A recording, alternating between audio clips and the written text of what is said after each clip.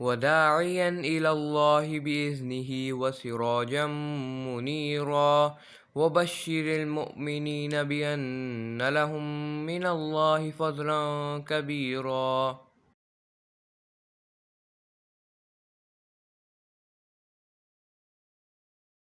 اللهم فقهنا في الدين. اللهم إني أسألك إيمانا لا يرتد ونعيما لا ينفد ومرافقة محمد صلى الله عليه وسلم في أعلى جنة الخلد آمين يا رب العالمين. باب قوله فسيحوا في الأرض 4 أشهر واعلموا أنكم غير معجز الله وأن الله مخزي الكافرين. اے مشرکین مکہ، تم زمین میں 4 مہینے چل پھر لو اور یہ جان لو کہ تم اللہ کو عاجز نہیں کر سکتے، اور یقیناً اللہ کافروں کو رسوا کرنے والا ہے۔ اب یہ جو آیات ہیں یہ سن 9 ہجری میں جب رسول اللہ صلی اللہ علیہ وسلم نے ابو بکر رضی اللہ عنہ کو امیر حج بنا کر بھیجا، اور پھر پیچھے سے یہ آیات نازل ہوئیں، اور پھر علی رضی اللہ تعالیٰ عنہ کو آپ صلی اللہ علیہ وسلم نے بھیجا کہ وہ یہ اعلان کریں، کیونکہ عربوں کا یہ رواج تھا کہ اعلان براءت خود سربراہ مملکت کرتا ہے یا اسی کے اپنے گھر کا کوئی اور آدمی کرتا ہے۔ کوئی معاہدہ اگر توڑنا ہے اعلانیہ تو پھر رسول اللہ صلی اللہ علیہ وسلم نے علی رضی اللہ عنہ کو پیچھے سے بھیجا تھا۔ قال حدثنا سعید بن عفیر قال حدثنا اللیث عن عقیل عن ابن شہاب واخبرنی حمید بن عبد الرحمن ان ابا ہریرہ رضی اللہ عنہ قال قال بعثنی ابو بکر فی تلک الحجہ۔ ابو ہریرہ رضی اللہ عنہ سے روایت ہے کہ وہ کہتے ہیں کہ مجھے ابو بکر رضی اللہ عنہ نے اس حج میں بھیجا، فی مؤذنین اعلان کرنے والوں میں، بعثہم یوم النحر جن کو انہوں نے بھیجا تھا نحر کے دن، یؤذنون بمنی اور منی میں وہ اعلان کر رہے تھے، اللہ یحج بعد العام مشرک کہ آج کے بعد اس سال کے بعد کوئی مشرک حج نہیں کرے گا، ولا یطوف بالبیت عریان اور نہ ہی کوئی برہنہ ہو کر بیت اللہ کا طواف کرے گا۔ قال حمید بن عبد الرحمن اور حمید بن عبد الرحمن کی روایت میں یہ مزید ہے، ثم اردف رسول اللہ صلی اللہ علیہ وسلم بعلی بن ابی طالب کہ پھر رسول اللہ صلی اللہ علیہ وسلم نے علی رضی اللہ عنہ کو پیچھے سے بھیجا، وَأَمَرَهُ أَن يُؤَذِّنَ بِبَرَاءَ اور ان کو حکم دیا کہ اعلان براءت وہ کریں۔ قال ابو ہریرہ تو ابو ہریرہ کہتے ہیں فَأَذَّنَ مَعَنَا عَلِيٌّ تو ہمارے ساتھ علی رضی اللہ تعالیٰ عنہ نے بھی اعلان کیا، یوم النحر نحر کے دن، فی اہل منی منی میں لوگوں کی موجودگی میں، وَأَلَّا يَحُجَّ بَعْدَ الْعَامِ مشرک کہ اس سال کے بعد آئندہ سال کوئی مشرک بیت اللہ کا حج نہیں کرے گا، ولا یطوف بالبیت عریان اور نہ ہی کوئی شخص برہنہ ہو کر طواف کرے گا۔ تو ابو بکر رضی اللہ تعالیٰ عنہ جب تشریف لے گئے تو انہوں نے علی رضی اللہ تعالیٰ عنہ کے ساتھ تعاون کے لیے دوسرے حضرات بھی روانہ کیے، جن میں ابو ہریرہ رضی اللہ تعالیٰ عنہ بھی موجود تھے، اور دیگر روایات میں علی رضی اللہ عنہ کے ساتھ جن لوگوں کو ابو بکر رضی اللہ عنہ نے مزید روانہ کیا وہ سعد بن ابی وقاص اور جابر بن عبداللہ کے نام بھی ہمیں ملتے ہیں۔ اور علی رضی اللہ عنہ جب اعلان کرتے کرتے بعض اوقات تھک جاتے تو پھر ابو بکر رضی اللہ عنہ یہ اعلان کرتے، اور بیسیکلی 4 چیزیں تھیں جن کا اعلان کیا گیا تھا۔ بیت اللہ کا کوئی عریان برہنہ طواف نہیں کرے گا، جن کفار کے ساتھ رسول اللہ صلی اللہ علیہ وسلم کا معاہدہ صلح ہے وہ مقررہ مدت تک بحال رہے گا، جن کے ساتھ کوئی معاہدہ نہیں ہے ان کو 4 مہینے کی مہلت ہے، اس دوران میں یا تو مسلمان ہو جائیں اور جنت میں داخل ہو جائیں، اور یا پھر مکہ سے نکل جائیں کہیں اور چلے جائیں۔ اور پھر یہ کہ چوتھا اعلان کہ اس کے بعد مشرک اور مسلمان حج میں جمع نہیں ہوں گے۔ اب یہاں پر ایک چیز جو یہ کہی گئی نا، ولا یطوف بالبیت عریان کہ کوئی بھی برہنہ بیت اللہ کا طواف نہیں کرے گا، تو اس میں ایک اور بھی بات جو شیخ عثیمین رحمہ اللہ نے کی ہے، وہ یہ کہتے ہیں کہ بیت اللہ کا جو برہنہ طواف ہے وہ ایک تو یہ ہے نا کہ جو مرد حضرات ہیں یا عورتیں جو کافر تھے جو مشرک تھے وہ کیا کرتے تھے، قریش اور قریش کے جو حلیف قبائل تھے جن کو ہمس کہا جاتا تھا، ان کے علاوہ باقی کسی کو بھی کپڑے پہن کر طواف کرنے کی اجازت نہیں تھی، الا یہ کہ قریش یا ہمس میں سے کوئی اس کو کچھ پہننے کو دے دے۔ اور دوسرا وہ کہتے ہیں کہ اس میں ایک اور چیز ہے، وہ یہ ہے کہ ہمیں جو نماز کے لیے حکم دیا گیا ہے وہ ہے خذوا زینتکم عند کل مسجد، کہ اپنی ہر نماز سے پہلے اپنی زینت اختیار کرو، اور اس سے مراد یہ ہے کہ اپنے ایسا ساتر لباس پہن لو صاف ستھرا کہ جس سے تمہاری نماز اچھے سے ہو جائے۔ تو انہوں نے کہا کہ ہمارے لیے اس میں کیا ہے، ایک مومن مسلمان کے لیے اس میں کیا ہے کہ جتنا سطر اس کا نماز میں ہوتا ہے اتنا ہی سطر اس کا طواف میں بھی ہونا چاہیے، کہیں ایسا نہ ہو کہ طواف میں اس کا سطر اس سے کم ہو جائے، اور یہی مشہور رائے ہے اکثر اہل علم میں۔ باب قولہ وَأَذَانٌ مِّنَ اللَّهِ وَرَسُولِهِ إِلَى النَّاسِ يَوْمَ الْحَجِّ الْأَكْبَرِ أَنَّ اللَّهَ بَرِيءٌ مِّنَ الْمُشْرِكِينَ وَرَسُولُهُ فَإِن تُبْتُمْ فَهُوَ خَيْرٌ لَكُمْ وَإِن تَوَلَّيْتُمْ فَاعْلَمُوا أَنَّكُمْ غَيْرُ مُعْجِزِ اللَّهِ وَبَشِّرِ الَّذِينَ كَفَرُوا بِعَذَابٍ أَلِيمٍ۔ اور یہ اعلان عام ہے اللہ اور اس کے رسول کی طرف سے لوگوں کے لیے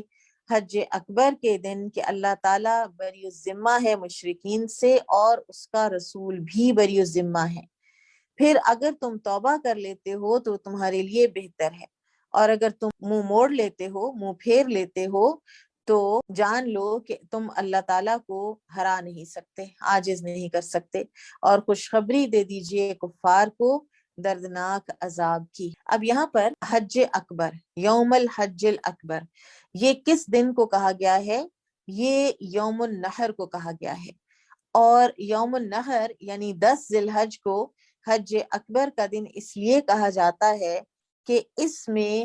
ملٹیپل مناسک حج ادا ہو رہے ہوتے ہیں، جس میں جمرہ عقبہ کی رمی ہے، نحر ہے یعنی جانور کا ذبح ہونا، حلق ہے یعنی مرد حضرات کا اپنے بال منڈوانا، پھر طواف ہے، طواف افادہ جس کو کہتے ہیں، اور سعی ہے حج کی۔ تو یہ سب کے سب 10 ذی الحج کے دن ہو رہے ہوتے ہیں۔ 5 یہ مناسک ہیں کہ جو اس ایک دن میں ہو رہے ہوتے ہیں، اور باقی جتنے بھی دن ہیں سب میں ایک ایک چیز ہے، جیسے یوم عرفہ میں سوائے وقوف کے اور کچھ نہیں ہے، پھر اسی طرح سے 11، 12 اور 13 ذی الحج کو رمی کے سوا کچھ نہیں ہے، اور منا کی راتوں میں بس منا میں رات گزارنی ہے اور کچھ بھی نہیں کرنا، اسی طرح سے مزدلفہ میں بھی بس آپ نے رات گزارنی ہے، اور یا پھر آپ نے صبح وقوف کرنا ہے، اس کی بھی آپ کو بعض اوقات موقع نہیں ملتا، ٹھیک ہے۔ تو اسی لیے یوم النحر کو یوم الحج الاکبر کہا گیا ہے، کیونکہ اس میں سب سے زیادہ مناسک حج موجود ہیں۔ پھر اس کے بعد فرمایا جاتا ہے کہ ان اللہ بریء من المشرکین ورسولہ، کہ اللہ اور اس کا رسول بیزار ہیں، بری الذمہ ہیں مشرکین سے۔ تو یہ جو ہے نا، یہ واجب ہے ہر مومن پر کہ ہم بری الذمہ ہوں مشرکین سے، مشرکین کے عقائد سے، مشرکین کے افعال سے، جیسا کہ سورہ الممتحنہ آیت نمبر 4 میں اللہ تعالیٰ فرماتے ہیں قد كانت لكم أسوة حسنة في إبراهيم والذين معه إذ قالوا لقومهم إنا براء منكم ومما تعبدون من دون الله،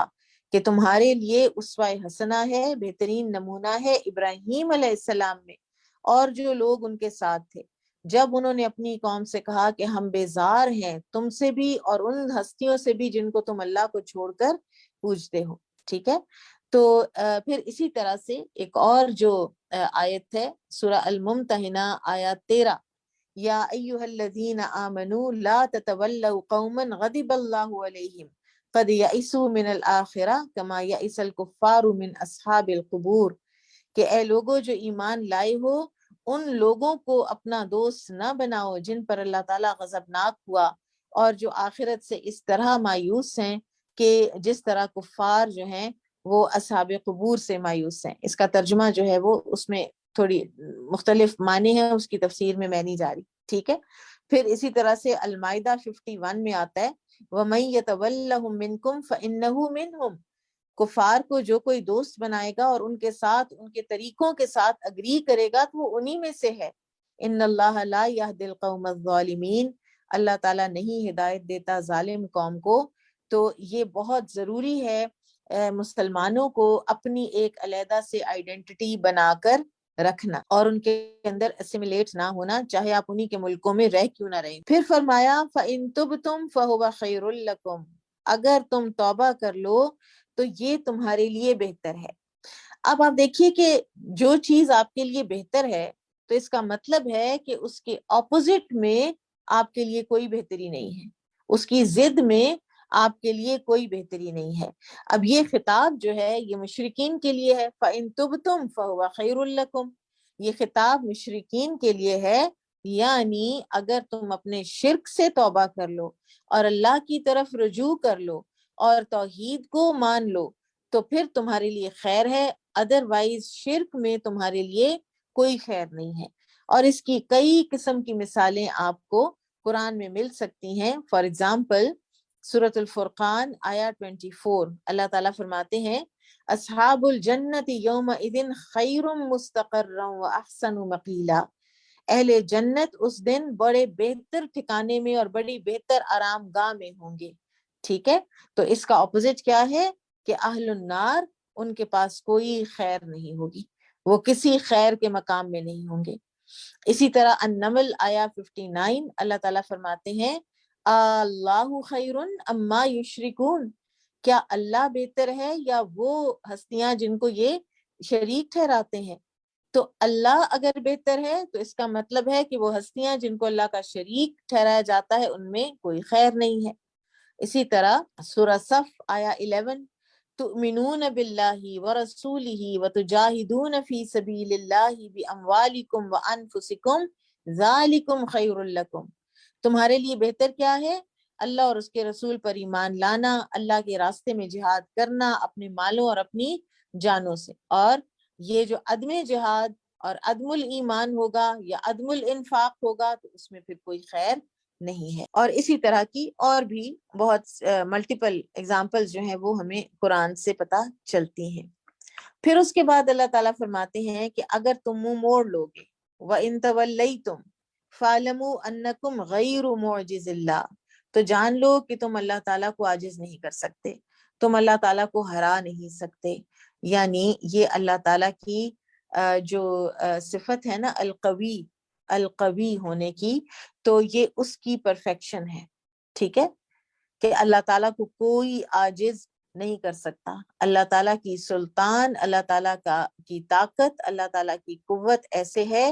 کہ اللہ تعالیٰ کو کوئی عاجز نہیں کر سکتا۔ سورہ فاطر آیا 44 میں اللہ تعالیٰ فرماتے ہیں وَمَا كَانَ اللَّهُ لِيُعْجِزَهُ مِنْ شَيْءٍ فِي السَّمَاوَاتِ وَلَا فِي الْأَرْضِ إِنَّهُ كَانَ عَلِيمًا قَدِيرًا، کہ وہ علم اور قدرت والا ہے اور اس کو کوئی چیز زمین و آسمان میں عاجز نہیں کر سکتی۔ اور اسی لیے ہر وہ قوم جس نے اللہ تعالیٰ کے ساتھ عناد رکھا، دشمنی رکھی، تو اللہ تعالیٰ نے ان کو پکڑا، جیسا کہ سورہ القمر میں آتا ہے کذبوا بآیاتنا کلھا فاخذناہم اخذ عزیز مقتدر، انہوں نے جھٹلایا ہماری ساری آیات کو تو ہم نے پکڑا ان کو پکڑ عزیز اور مقتدر، غالب اور خوب اقتدار والے کی پکڑ۔ جو غالب ہو اور خوب اقتدار والا ہو، جس طرح وہ پکڑتا ہے اپنی جبروت کے ساتھ، اپنے قہر کے ساتھ، جس طرح سے اگزامپل میں آپ لے سکتے ہیں آل فرعون کو، کس طرح وہ فخر کرتا تھا کہ یہ نہریں مصر کی میرے نیچے بہتی ہیں، تو پانی میں وہ غرق ہوا، وہ پانی ہی اس کی ہلاکت کا باعث بن گیا۔ اسی طرح سے عاد، قوم عاد کہتے تھے من اشد منا قوہ، ہم سے زیادہ قوت میں کون زیادہ ہے؟ تو اللہ تعالیٰ نے اپنی سب سے جو ایک لطیف اللہ تعالیٰ کے لشکر ہے نا، یعنی ہوائیں، اللہ تعالیٰ نے ان ہواؤں کو ان کے لیے ہلاکت کا باعث بنا دیا۔ یہاں جو توبہ کی بات ہوئی ہے فَإِن تُبْتُمْ فَهُوَ خَيْرٌ لَكُمْ، تو توبہ جو ہے وہ کس طرح کی جاتی ہے؟ تو اس کی 5 شرائط ہیں۔ نمبر 1 الاخلاص للہ، اللہ کے لیے آپ خالص سچی توبہ کریں۔ یہ نہیں کہ کوئی بیمار ہو گیا تو اس کو ڈاکٹر نے کوئی چیز ہارمفل چیز جو وہ کھاتا پیتا تھا تو اس سے منع کیا ہے تو وہ اب توبہ طائب ہو گیا ہے، وہ اللہ کی خاطر کوئی گناہ چھوڑے۔ نمبر 2، ان تکون فی وقت القبول، وہ توبہ جب کی جائے تو اس وقت کی جائے کہ جب ابھی قبولیت کا وقت باقی ہو، اور قبولیت کا وقت کب ختم ہوتا ہے؟ کہ جب ایک آدمی نزا کے عالم میں پہنچ جاتا ہے۔ نمبر 3، اپنے فعل پر ندامت۔ نمبر 4، اپنے آپ کو اس معصیت سے، اس نافرمانی سے روک کے رکھنا۔ اور نمبر 5، پورا عزم اور پورا ارادہ کہ میں نے دوبارہ اس میں نہیں جانا، میں نے دوبارہ اس گناہ میں نہیں جانا۔ پھر فرمایا وَبَشِّرِ الَّذِينَ كَفَرُوا بِعَذَابٍ أَلِيمٍ، اور خوشخبری دے دیجئے کفار کو دردناک عذاب کی۔ اب یہاں پر دردناک عذاب کوئی خوشخبری تو نہیں ہوتا، لیکن بعض علماء نے یہ اہل علم نے کہا کہ یہ ایک طرح کا سارکیزم ہے جو اللہ تعالیٰ کر رہے ہیں، اور پھر یہ ہے کہ تمہارے لیے اور کوئی خبر ہے ہی نہیں۔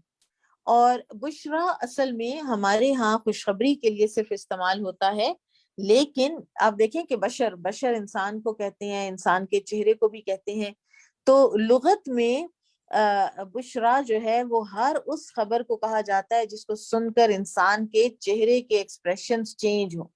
اچھی ہو یا بری، لیکن ہمارے ہاں عموماً یہ اچھی خبر کے لیے استعمال ہوتا ہے، لیکن ان کے لیے خبر ہے ہی ایک، اور کوئی خبر ہے ہی نہیں ان کے لیے، تو اس لیے اسی کو ان کے لیے بشرا قرار دے دیا گیا ہے۔ باب الا الذین عاہدتم من المشرکین، ہاں جن مشرکین سے تم نے معاہدہ کر رکھا ہو۔ مکمل آیت کا ترجمہ ہے، ہاں جن مشرکین سے تم نے معاہدہ کیا ہو پھر وہ اسے پورا کرنے میں کوئی کسر نہ اٹھا رکھیں، اور نہ انہوں نے تمہاری خلاف کسی کی مدد ہی کی ہو، تو ان کے ساتھ اس عہد کو مقررہ مدت تک پورا کرو،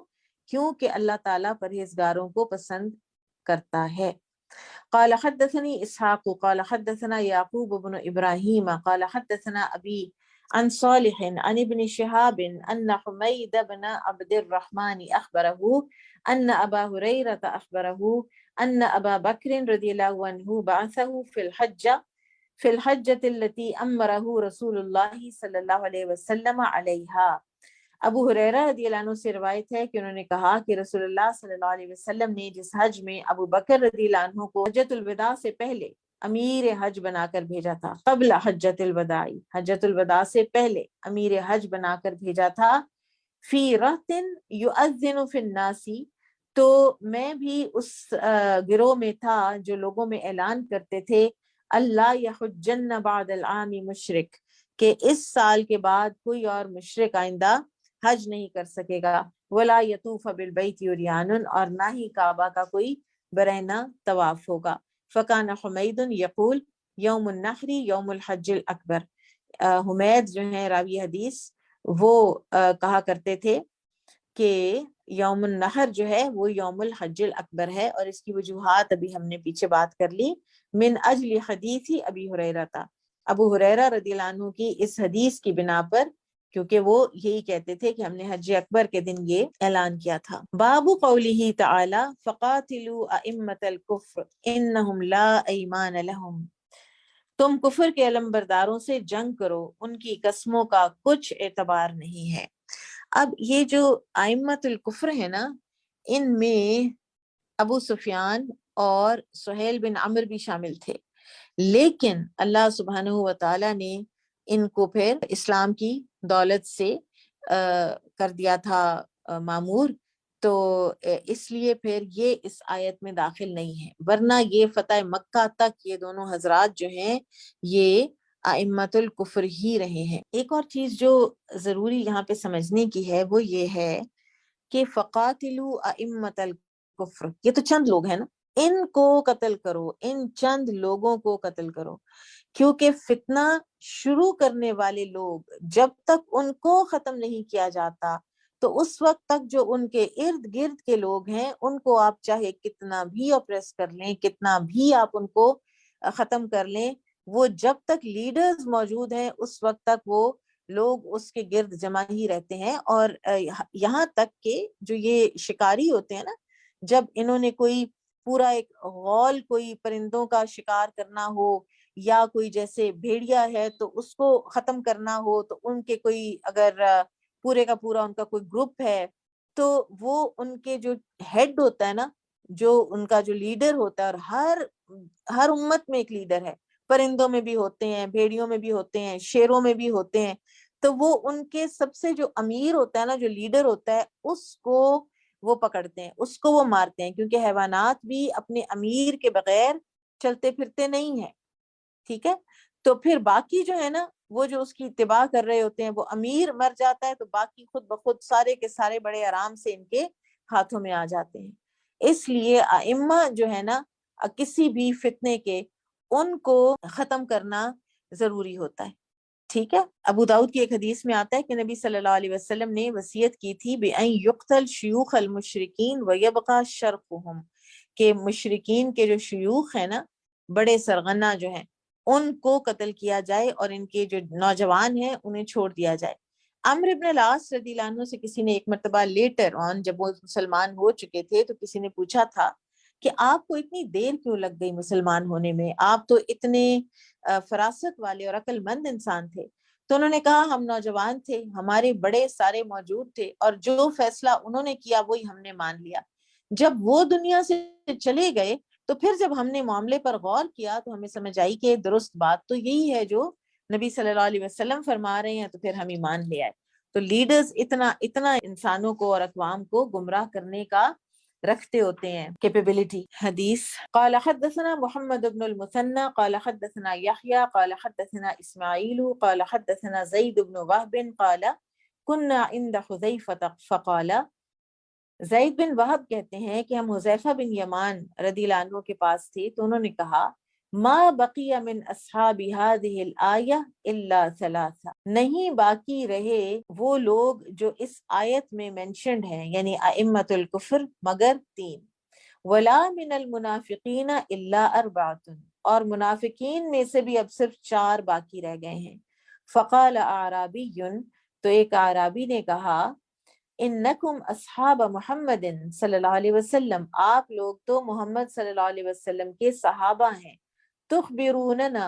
ہمیں ان لوگوں کے بارے میں بتائیں، فلا ندری فما بال ہؤلاء الذین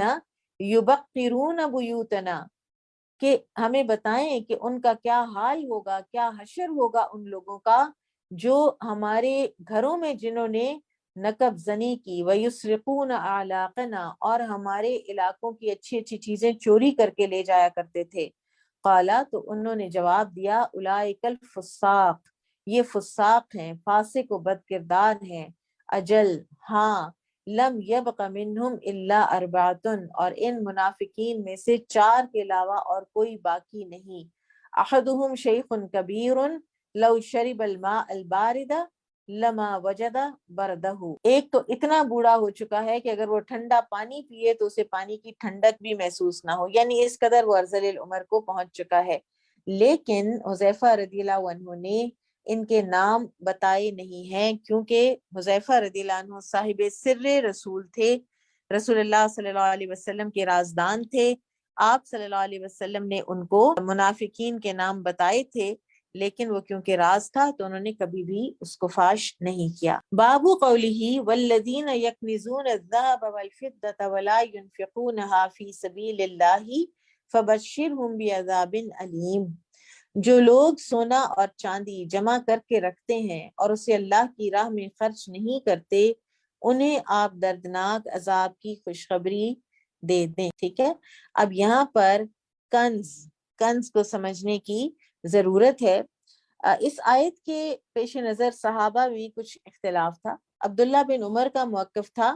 کہ جس مال سے زکوٰۃ ادا کر دی جائے وہ کنز کے حکم میں نہیں آئے گی، ٹھیک ہے؟ اور یہی درست موقف ہے دراصل،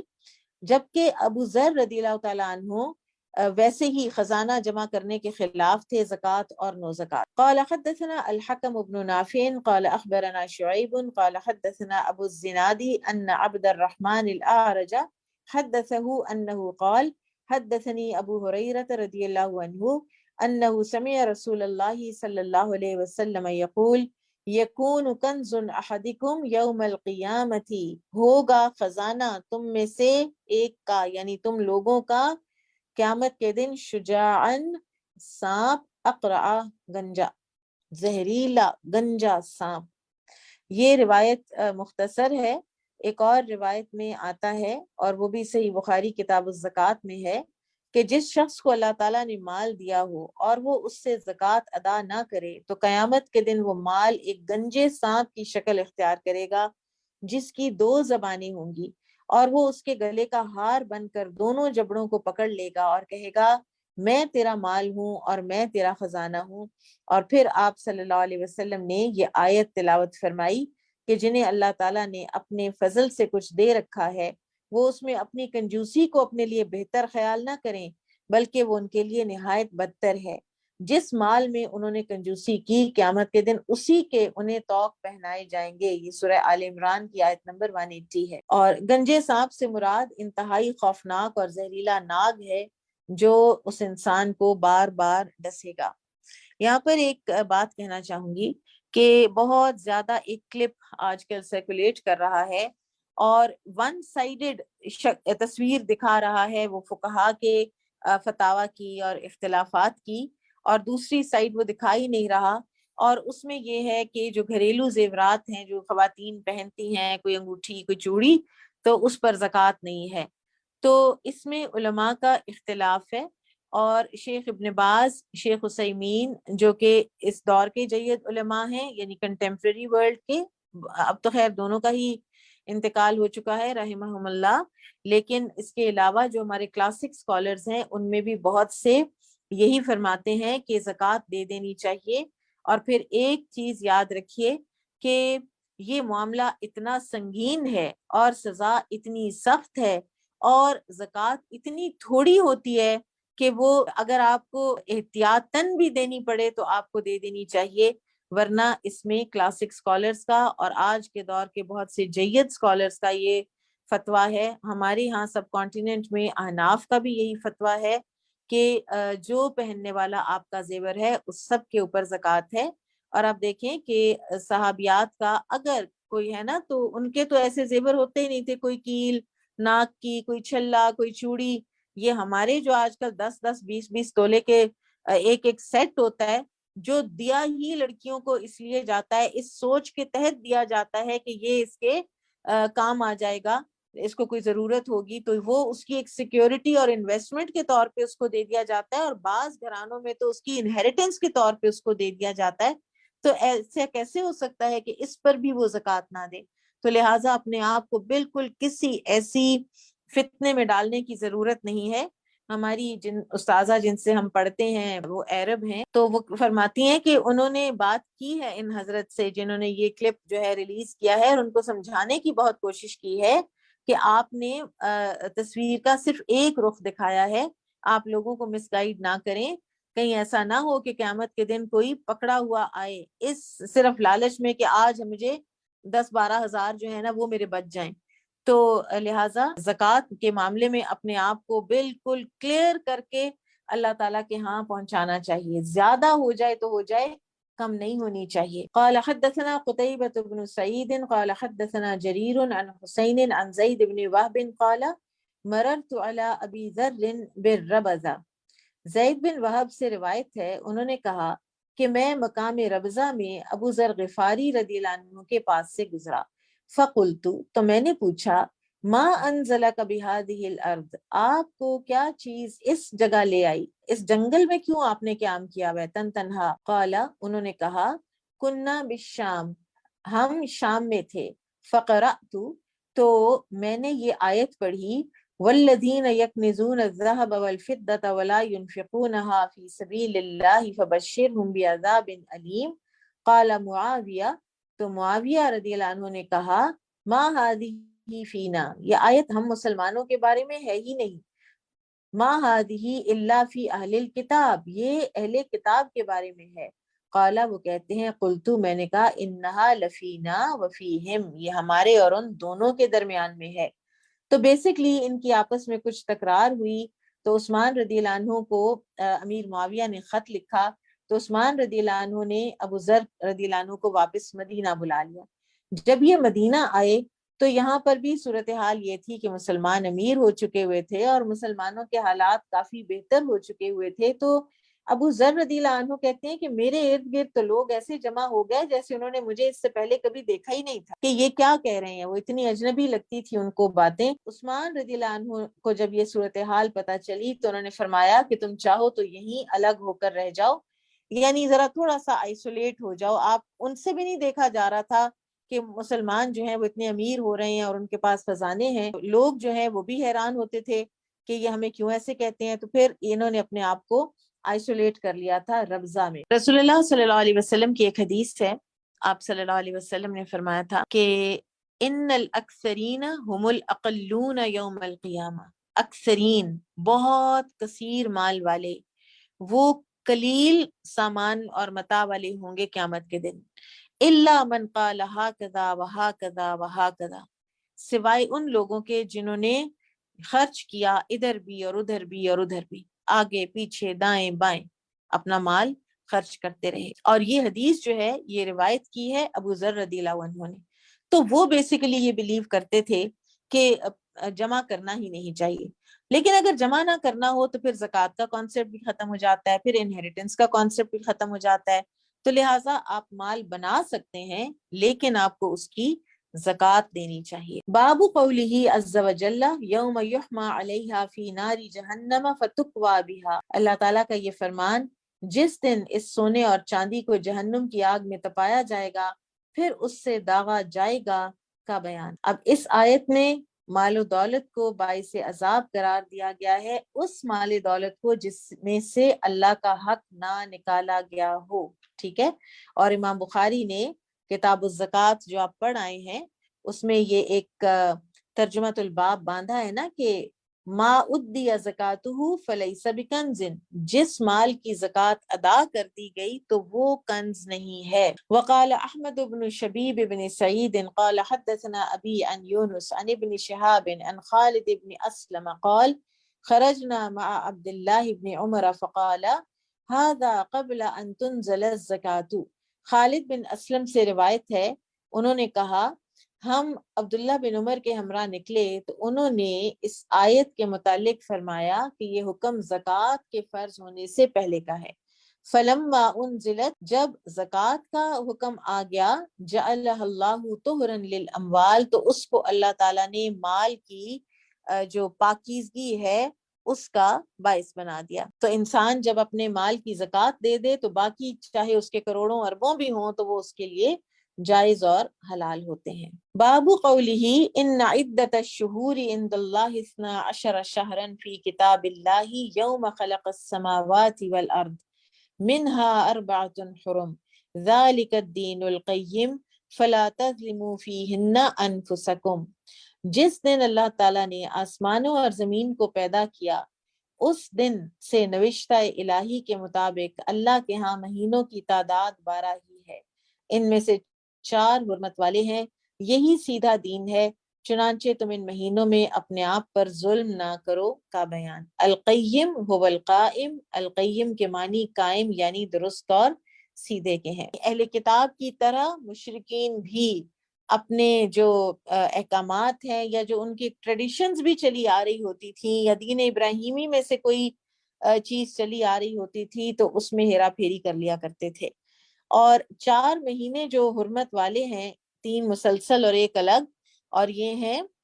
ذوالقعدہ، ذوالحجہ اور محرم ایک گو میں، اور پھر رجب الگ سے۔ تو ان میں انہوں نے کوئی قتل و غارت نہیں کرنی ہوتی تھی، کوئی رازداری نہیں کرنی ہوتی تھی، لیکن کیونکہ ان کا لائیولی ہوڈ یہی ہوتا تھا تو آپ دیکھیں کہ جیسے اصحاب سبت نے ہیلا کیا تھا نا، تو یہ بھی ہیلا کر لیتے تھے کہ اچھا ٹھیک ہے محرم میں ہمیں ایک بڑا ہی ایک قافلہ مل رہا ہے کہ جس میں تو ہم بڑا کچھ حاصل کر سکتے ہیں اس کی لوٹ مار کر کے، تو لیکن تو محرم ہے، اب محرم میں تو یہ لوٹ مار ہو نہیں سکتی، تو اچھا ہم ایسا کرتے ہیں کہ محرم کو سفر ڈکلیئر کر لیتے ہیں، سفر آئے گا تو اس کو محرم ڈکلیئر کر کے چپ کر کے گھر بیٹھے رہیں گے۔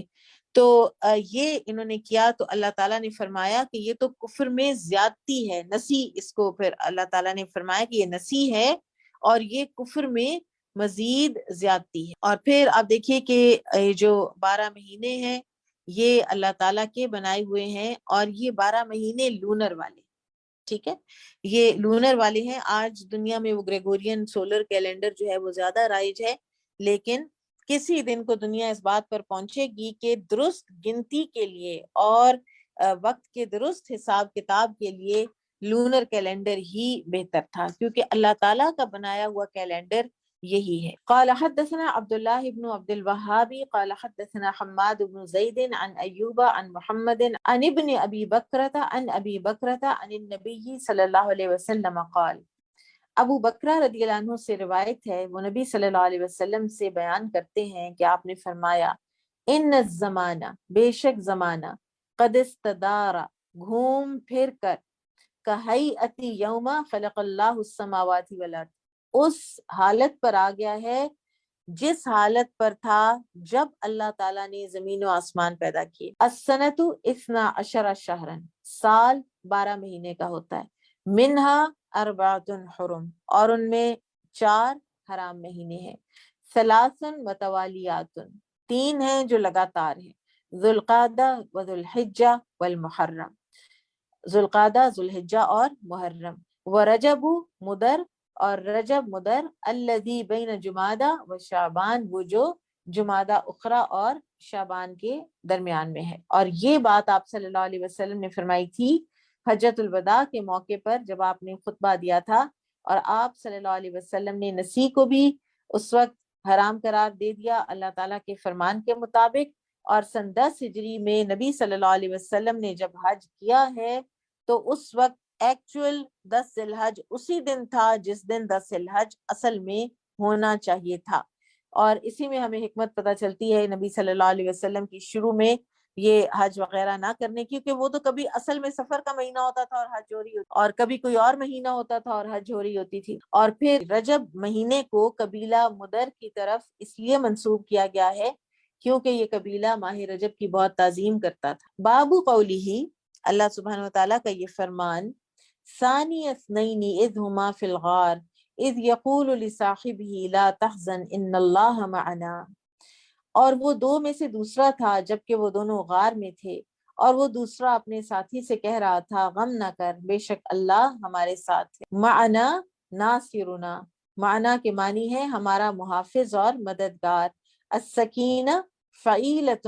من السکون، السکینہ فعیلہ کے وزن پر پرسکون سے ماخوذ ہے۔ پوری آیت کا ترجمہ ہے،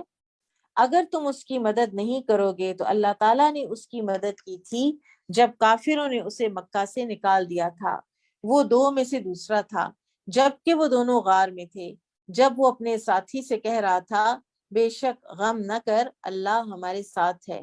پھر اللہ تعالیٰ نے اس پر اپنی طرف سے سکون قلب نازل فرمایا اور ایسے لشکروں سے اس کی مدد کی جو تمہیں نظر نہیں آتے تھے، اور کافروں کے بول کو سرنگوں کر دیا، اور بول تو اللہ تعالیٰ ہی کا بلند ہے، اور اللہ نہایت غالب، خوب حکمت والا ہے۔ اب اس آیت کریمہ میں ابو بکر رضی اللہ عنہ کی فضیلت کا بھی بیان ہے، اور آگے جو احادیث آ رہی ہیں ان سے بھی ہمیں فضیلت کا پتہ چلے گا ابو بکر صدیق رضی اللہ عنہ کی۔ بہرحال یہاں پہ جو لفظ سکینہ ہے تو سکینہ اطمینان قلب کو کہتے ہیں، انگزائٹی اور غموں کے نہ ہونے کو کہتے ہیں، اور یہ اللہ تعالیٰ کی نعمتوں میں سے ایک نعمت ہے جو وہ اپنے بندے پر کرتا ہے کہ اس پر سکینت نازل کر دے خوف کے مقامات میں۔ جب خوف ہو، انگزائٹی ہو، دل اڑے جا رہے ہوں تو اس کا دل اللہ تعالیٰ ٹھہرا دے، ثابت کر دے، اس کو اللہ تعالیٰ اسٹرانگ کر دے، بہادری دے دے، اور اس کے اندر سے یہ ڈاواں ڈول ہونے کی کیفیت جو ہے وہ نکال دے، یہ سکینہ ہوتی ہے۔ قال حدثنا عبد الله بن محمد قال حدثنا حبان قال حدثنا حمام قال حدثنا ثابت قال حدثنا انس قال حدثني ابو بکر رضی اللہ عنہ قال، انس رضی اللہ عنہ سے روایت ہے، وہ کہتے ہیں کہ مجھے ابو بکر رضی اللہ تعالی عنہ نے بتایا، کنت مع النبی صلی اللہ علیہ وسلم فی الغار، میں نبی صلی اللہ علیہ وسلم کے ساتھ تھا غار میں، فرأیت آثار المشرکین، تو میں نے مشرکین کے پاؤں دیکھے، یعنی غار کے دہانے پر ان کے پاؤں اوپر وہ کھڑے ہوئے تھے۔ قلت، میں نے کہا، یا رسول اللہ، اے اللہ کے رسول صلی اللہ علیہ وسلم، لو ان احدہم، اگر ان میں سے کوئی ایک رفع قدمہ، اپنا قدم اٹھائے گا، رآنا، تو وہ ہمیں دیکھ لے گا۔ اب دیکھیں اللہ تعالیٰ نے کیسے شیلڈ کیا نبی صلی اللہ علیہ وسلم کو ان کافروں سے، کہ ان کے اپنے پاؤں بھی، ان کے اپنے پاؤں، ان کی ٹانگیں، ان کے پاؤں غار کے دہانے پر ایسے تھے کہ وہ شیلڈ بن گئے نبی صلی اللہ علیہ وسلم کے لیے۔ سبحان اللہ،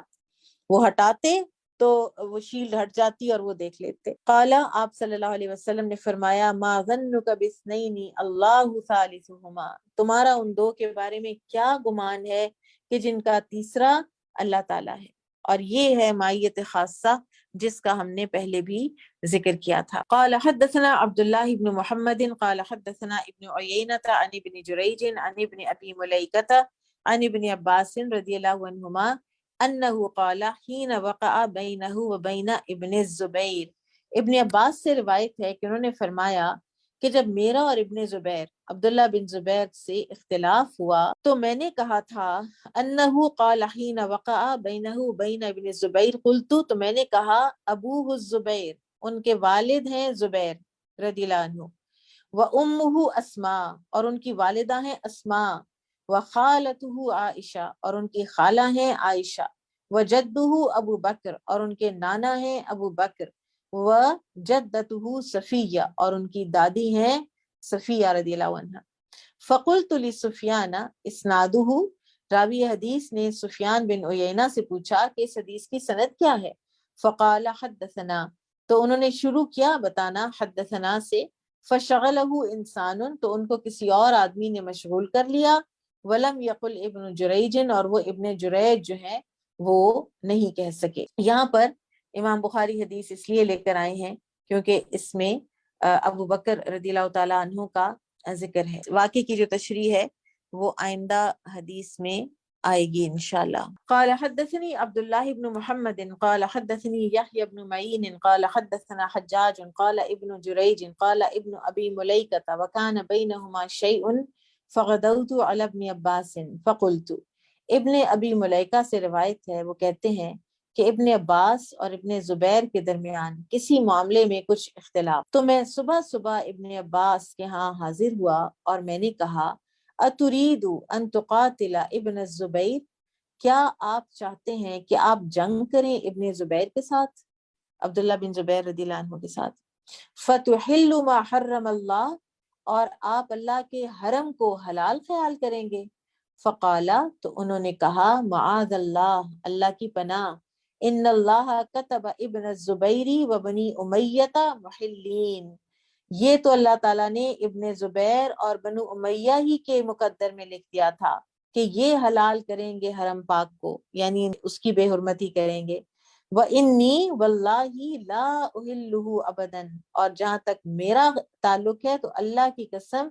میں تو کسی صورت اس کی بے حرمتی نہیں کروں گا کبھی بھی۔ قال، راوی کہتے ہیں، قال الناس، ابن عباس نے کہا کہ لوگ کہتے ہیں، بایع لابن الزبیر، کہ بیعت کر لو ابن زبیر کی، یعنی لوگوں نے مجھے کہا کہ تم بیعت کر لو ابن زبیر کی۔ فقلت وَأَيْنَ بِهَذَا الْأَمْرِ عَنْهُ، تو میں نے ان سے کہا کہ مجھے کیا اختلاف ہو سکتا ہے ان کی خلافت کو تسلیم کرنے میں؟ اما ابوہ فحواری النبی صلی اللہ علیہ وسلم، جو ان کے والد ہیں وہ تو حواری تھے نبی صلی اللہ علیہ وسلم کے، یرید الزبیر، ان کا معنی تھا زبیر بن عوام، کیونکہ نبی صلی اللہ علیہ وسلم نے ان کے بارے میں غزوہ خندق کے بعد فرمایا تھا نا، ان لکل نبی حواری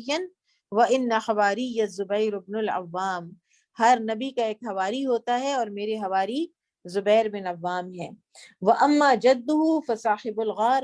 اور ان کے نانا جو ہے وہ صاحب غار ہیں، یعنی نبی صلی اللہ علیہ وسلم کے غار کے ساتھی ہیں، یرید ابا بکر، ان کی مراد ابو بکر تھی، واما امہ فذات النطاق یرید اسماء،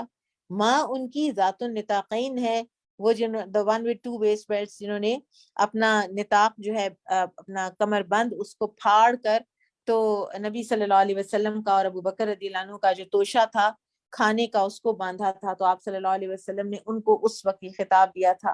وَأَمَّا خَالَتُهُ فَأُمُّ الْمُؤْمِنِينَ يُرِيدُ عائشہ، خالہ ان کی ام المؤمنین ہے، مراد تھی عائشہ رضی اللہ عنہ۔ وَأَمَّا عَمَّتُهُ فَزَوْجُ النَّبِيِّ صلی اللہ علیہ وسلم، اور پھپھی ان کی نبی صلی اللہ علیہ وسلم کی زوجہ مطہرہ ہیں، یرید خدیجہ، اور مراد تھی خدیجہ رضی اللہ عنہا۔ اچھا یہ جو پھپھی ہیں یہ دراصل خدیجہ رضی اللہ عنہا زبیر بن عوام کی پھپھی ہیں، عبداللہ بن زبیر کی نہیں ہے۔ خدیجہ رضی اللہ عنہا کے بھائی تھے عوام، جن کے بیٹے تھے زبیر بن عوام۔ وَأَمَّا عَمَّةُ النَّبِيِّ فَجَدَّتُهُ، اور جہاں تک بات ہے نبی صلی اللہ علیہ وسلم کی پھپھی صفیہ رضی اللہ عنہا کا، تو وہ دادی ہیں ان کی، یرید صفیہ۔ ثم عفیف فی الاسلام، پھر یہ ہے کہ یہ اسلام میں خود بھی ہمیشہ پاک دامن رہے ہیں، صاف کردار رہے ہیں، قاری للقرآن، اور قرآن کے قاری رہے ہیں۔ آپ ذرا اختلاف کرنے والے کا کردار دیکھیے کہ اگر کوئی اختلاف ہے بھی تو اس بندے کی خوبیاں کہیں ملیا میٹ نہیں کی، یہ ہوتا ہے انصاف۔ قاری للقرآن، اور وہ قرآن مجید کے قاری اور عالم ہیں۔ واللہ، قسم اللہ کی، ان وصلونی من قریب، اگر بنو امیہ میرے ساتھ صلہ رحمی کریں گے تو وہ قرابت اور رشتہ داری کی وجہ سے میرے ساتھ صلہ رحمی کریں گے۔ وَإِن ربونی اکفأ کرام، اور اگر وہ مجھ پر حکومت کریں گے تو حکومت کریں کیونکہ وہ میرے ہم پلہ ہیں اور عزت والے ہیں۔ یعنی عبداللہ بن زبیر کی ساری خوبیاں اپنی جگہ پر موجود ہیں اور مجھے ان میں سے کسی سے انکار نہیں ہے، لیکن دوسری طرف بنو امیہ بھی میرے اپنے ہی ہیں، اور وہ اگر میرے ساتھ صلہ رحمی کریں تو میں تو انہی کے قریب ہوں گا نا، اور اگر وہ مجھ پر حکومت کریں تو مجھے کوئی آر نہیں ہے اس میں کیونکہ وہ میرے ہم پلہ ہیں۔ لیکن وہ کہتے ہیں فآثر علیہ الطویتات والاسامات والحمیدات،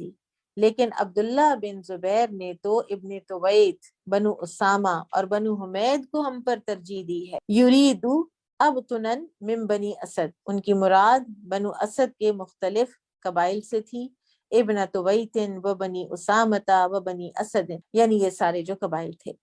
ان ابن ابی العاص برز یمشل قدمیتا،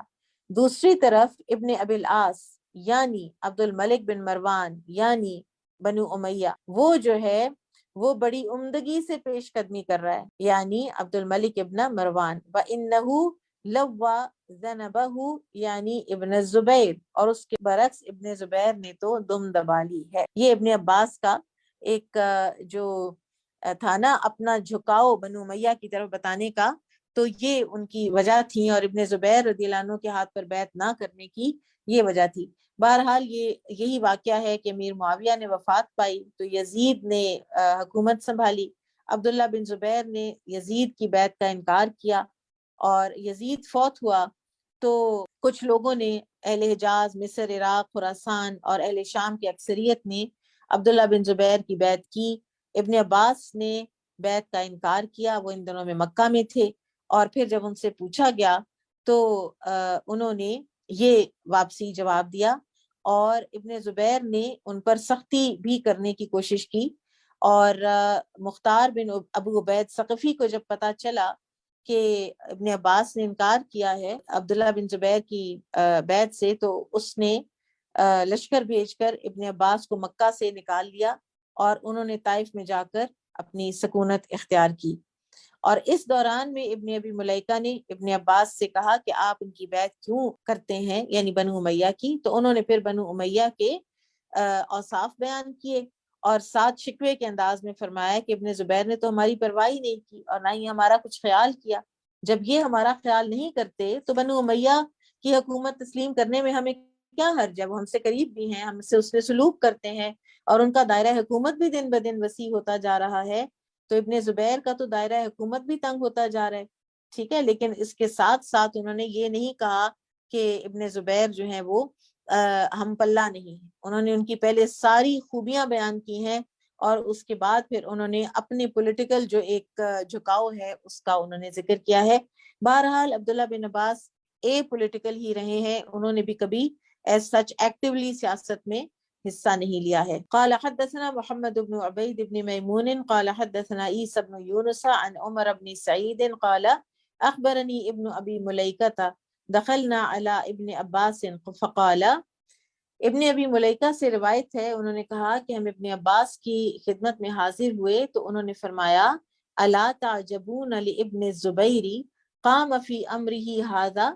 کہ ابن زبیر کے معاملے میں تم لوگوں کو حیرت نہیں ہوتی وہ خلافت کے لیے کھڑے ہو گئے ہیں۔ فقلتو، تو میں نے کہا، لأحاسبن نفسی لہو،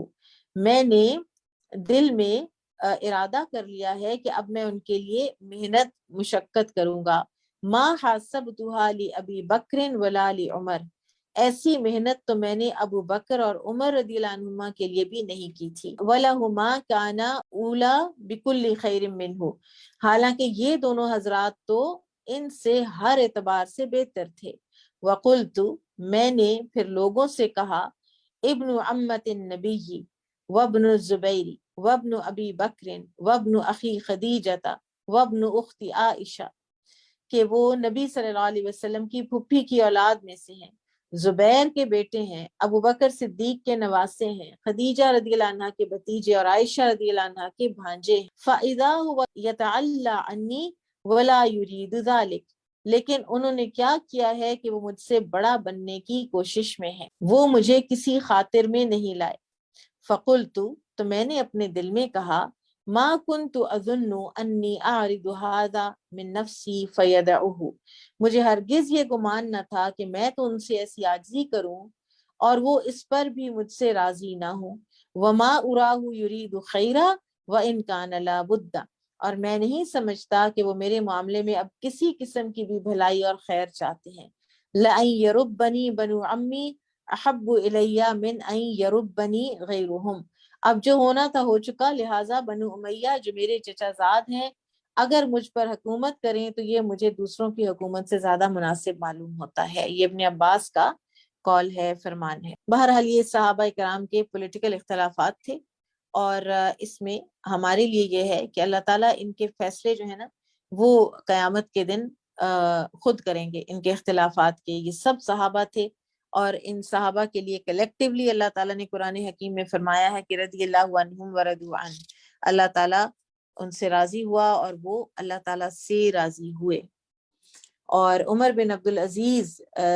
سے ایک مرتبہ پوچھا گیا تھا امیر معاویہ اور علی رضی اللہ عنہ کی جو جنگیں ہیں ان کے بارے میں، تو انہوں نے فرمایا کہ اللہ تعالیٰ نے ان کے خون سے میرے ہاتھوں کو محفوظ رکھا، اب میں نہیں چاہتا کہ اپنی زبان کو اس میں ملوث کروں۔ آگے چلتے ہیں۔ باب قولہ والمؤلفۃ قلوبہم وفی الرقاب، یہاں زکوٰۃ کے حوالے سے بات ہے، اور اس کی ایک مد کی بات ہے کہ تالیف قلب اور غلام آزاد کرنے پر خرچ کرنے کے لیے ہیں۔ قال مجاہد یتألفہم بالعطیۃ، امام مجاہد بیان کرتے ہیں کہ آپ صلی اللہ علیہ وسلم ان نو مسلم لوگوں کو کچھ دے دلا کر ان کی دلجوئی فرمایا کرتے تھے۔ پوری جو آیت ہے التوبہ آیت 60، یہ مصارف زکوٰۃ پر مبنی ہے، اور 8 مصارف زکوٰۃ ہیں جو اس کے اندر بتائے گئے ہیں۔ اور آیت کس طرح سے ہے؟ للفقراء والمساکین والعاملین علیہا والمؤلفۃ قلوبہم وفی الرقاب والغارمین وفی سبیل اللہ وابن السبیل۔ ٹھیک ہے، ان میں ہم کمی بیشی نہیں کر سکتے، ہم ان کے علاوہ کسی اور چیز کو مصارف زکوٰۃ بنا بھی نہیں سکتے، اور ان ہی لوگوں میں ہم نے زکوٰۃ لگانی ہوتی ہے۔ زکوٰۃ کے حوالے سے ایک جو غلط فہمی ہے جو مجھے نظر آتی ہے لوگوں میں، وہ یہ ہے کہ ہم یہ کہتے ہیں فلاں ضرورت میں زکوٰۃ لگ سکتی ہے یا نہیں۔ آپ نے ضرورت نہیں دیکھنی، آپ نے دیکھنا ہے کہ فلاں بندہ فقراء مساکین کی صف میں یا اس کیٹیگریز میں کہیں آتا ہے یا نہیں آتا۔ وہ آتا ہے تو اس کو زکوٰۃ لگتی ہے، آگے اس کی ضرورت جو بھی ہے اس سے ہمیں کوئی کنسرن نہیں ہے۔ آپ نے اس بندے کو زکوٰۃ دینی ہے، آگے سے وہ اپنی ضرورت کے تحت جہاں چاہے اس کو لگا لے۔ ہم بعض اوقات کیسز ریجیکٹ کر رہے ہوتے ہیں کہ اس ضرورت کے لیے زکوٰۃ نہیں ہے، اور بندہ فقیر اور مسکین ہوتا ہے، اس کو ہم زکوٰۃ نہیں دے رہے ہوتے۔ بہرحال کچھ چیزوں میں انسان کو ظاہر ہے کچھ تحقیق تو کر ہی لینی چاہیے، لیکن ہمارا کانسیپٹ جو ہے نا وہ درست ہونا چاہیے۔ زکوٰۃ ہے دوسرے کو اس کے مال کا مالک بنا دینا،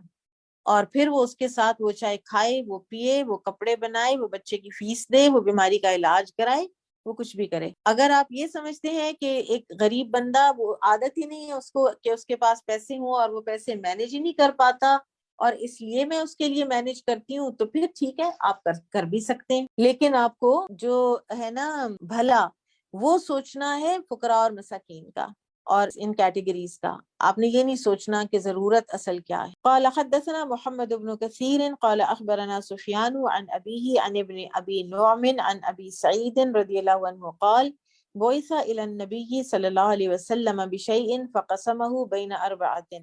وقال اتالفهم فقال رجل ما عدلت فقال يخرج من دئدئ هذا قوم یمرقون من الدین۔ ابو سعید خدری رضی اللہ عنہ سے روایت ہے، انہوں نے کہا نبی صلی اللہ علیہ وسلم کے پاس کچھ مال آیا تو آپ صلی اللہ علیہ وسلم نے اسے 4 آدمیوں کے درمیان تقسیم کر دیا اور فرمایا میں یہ مال دے کر ان کی دلجوئی چاہتا ہوں۔ اس پر ایک شخص بولا آپ نے انصاف سے کام نہیں لیا۔ آپ نے فرمایا اس شخص کی نسل سے جو یہ جرت کر رہا ہے، جو یہ کہہ رہا ہے کہ نبی صلی اللہ علیہ وسلم نے انصاف سے کام نہیں لیا، اتنی بڑی یعنی قدح لگا رہا ہے نبی صلی اللہ علیہ وسلم پر، تو آپ نے فرمایا کہ اس کی نسل سے ایسے لوگ پیدا ہوں گے جو دین سے باہر ہو جائیں گے۔ اور یہ روایت یہاں پر تو انتہائی مختصر ہے۔ ایک اور روایت سے پتہ چلتا ہے کہ علی رضی اللہ عنہ نے یمن سے سونا بھیجا تھا جو ابھی صاف بھی نہیں کیا گیا تھا، تو نبی صلی اللہ علیہ وسلم نے اقرا بن حابس، عیینہ بن بدر، زید بن محلحل اور علقمہ بن الاثہ میں تقسیم کر دیا۔ اور ذوالخویسرہ تمیمی نے اٹھ کر کہا تھا کہ آپ نے عدل نہیں کیا، اور عمر رضی اللہ عنہ نے ذوالخویسرہ کو قتل کرنے کی اجازت طلب کی تو آپ صلی اللہ علیہ وسلم نے اجازت نہ دی۔ بہرحال عمر رضی اللہ تعالیٰ عنہ کے دور میں عمر رضی اللہ عنہ نے اس مد کو سسپینڈ کیا تھا کہ اب اسلام غالب آ چکا ہے اور اس مد کی ہمیں ضرورت نہیں۔ اور اب ہمارے بہت سے علماء حدیث جو ہیں وہ کہتے ہیں کہ اب یہ مد دوبارہ بھی لائی جا سکتی ہے کیونکہ اسلام کو اب پھر سے مؤلفۃ القلوب کی ضرورت ہے، لیکن بہرحال اس کی بھی ڈیسیجن میں احتیاط جو ہے وہ ضروری ہے کہ کہیں انسان، کیونکہ ویسے جنرلی نان مسلم کو زکوٰۃ نہیں دی جا سکتی ہے نا، تو پھر یہ فیصلہ کرنا ہوگا کہ مؤلفۃ القلوب میں یہ مد میں اس وقت آتے ہیں یا نہیں آتے۔ ذوالخویسرہ جو ہے نا، اسی کی نسل سے پھر یہ جو خوارج ہے نا یہ اٹھے تھے، اور یہ جو فرمایا نا کہ اس میں سے اٹھیں گے، تو اس سے مراد یہ بھی ہو سکتا ہے کہ اس کی لینیج میں سے، اور اس سے مراد یہ بھی ہو سکتا ہے کہ اس جیسے، اس کی جنس کے لوگ، اس کے جیسے لوگ۔ بہرحال یہ خوارج تھے جو کہ لوگوں پر بات بات پہ کفر کا فتویٰ لگاتے تھے اور لوگوں کی نمازوں کو حقیر سمجھتے تھے، اور نبی صلی اللہ علیہ وسلم نے یہ بات فرمائی تھی کہ ایسے لوگ آئیں گے کہ تم ان کے دین کو دیکھ کر اپنے آپ کو حقیر سمجھو گے، تمہیں ان کی نمازوں کے سامنے اپنی نمازیں حقیر لگیں گی، ان کی قراتوں کے سامنے اپنی قرات تمہیں حقیر لگے گی، لیکن وہ دین سے ایسے نکلے ہوئے ہوں گے کہ جیسے تیر کمان سے نکلا ہوا ہوتا ہے، اور ان کا ایمان ان کے حلق سے نیچے نہیں گیا ہوگا، یعنی ان کے دلوں میں داخل نہیں ہوا ہوگا۔ اور یہاں پر ایک ڈراوا ہے دین میں متشدد ہونے کا، کہ دین میں جو متشدد ہوتے ہیں وہ دوسرے لوگوں کو بھی رخصت نہیں دیتے اور خود بھی بہت سخت دل، سخت مزاج ہو جاتے ہیں، اور بعض اوقات پھر اس چیز کو کنٹینیو بھی نہیں کر پاتے۔ باب قوله الذین یلمزون المتطوعین من المؤمنین فی الصدقات، کچھ منافقین ایسے ہیں جو خوشی سے صدقہ کرنے والے اہل ایمان پر تانا زنی کرتے ہیں کا بیان۔ یلمزون، یعیبون، یلمزون کے معنی ہے عیب لگاتے اور تانا مارتے ہیں، وجہدہم، وجہدہم طاقتہم، کہ جہدہم اور جہدہم یعنی جیم کے ضمہ اور فتحہ کے ساتھ دونوں کے معنی ہے اپنی ہمت اور طاقت کے مطابق۔ مکمل آیت اس طرح سے ہے، اور ایسے تنگ دست مسلمانوں پر بھی تانا زنی کرتے ہیں جنہیں اپنی محنت مزدوری کے علاوہ اور کچھ میسر ہی نہیں۔ یہ منافق ان سب کا مذاق اڑاتے ہیں، اللہ بھی ان کا مذاق انہی پر ڈال دے گا اور ان کے لیے دردناک عذاب ہوگا۔ غزوہ تبوک کے موقع پر جو کوئی کچھ بھی لاتا تھا تو یہ اس کو، کسی کو جو زیادہ لاتا کہتے یہ ریاکار ہیں، کوئی کم لاتا تو کہتے اچھا یہ چند کھجوروں سے یہ چلے ہیں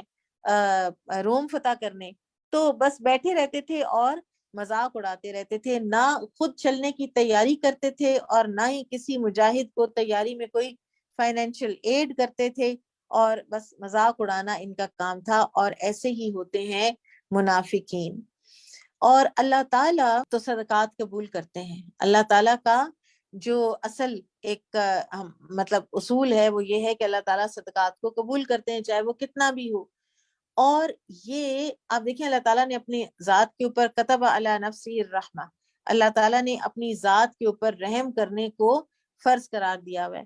اور جب انسان دوسروں پر رحم کرتے ہیں نا، انسان پہ رحم کرتا ہے تو اللہ تعالیٰ کو وہ بھی بڑا ہی پسند آتا ہے۔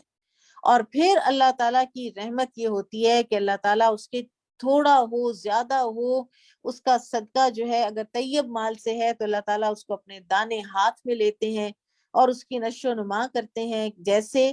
ہم میں سے کوئی نشو و نما کرتا ہے اپنے گھوڑے کے بچے کی یا مینڈھے کی، اور پھر وہ بڑھتا بڑھتا بڑھتا وہ آدھا کھجور کا ٹکڑا بھی جو ہے وہ مثل الجبل پہاڑ کے جیسا ہو جاتا ہے۔ حدیث دیکھ لیتے ہیں۔ قال حدثني بشر بن خالد ابو محمد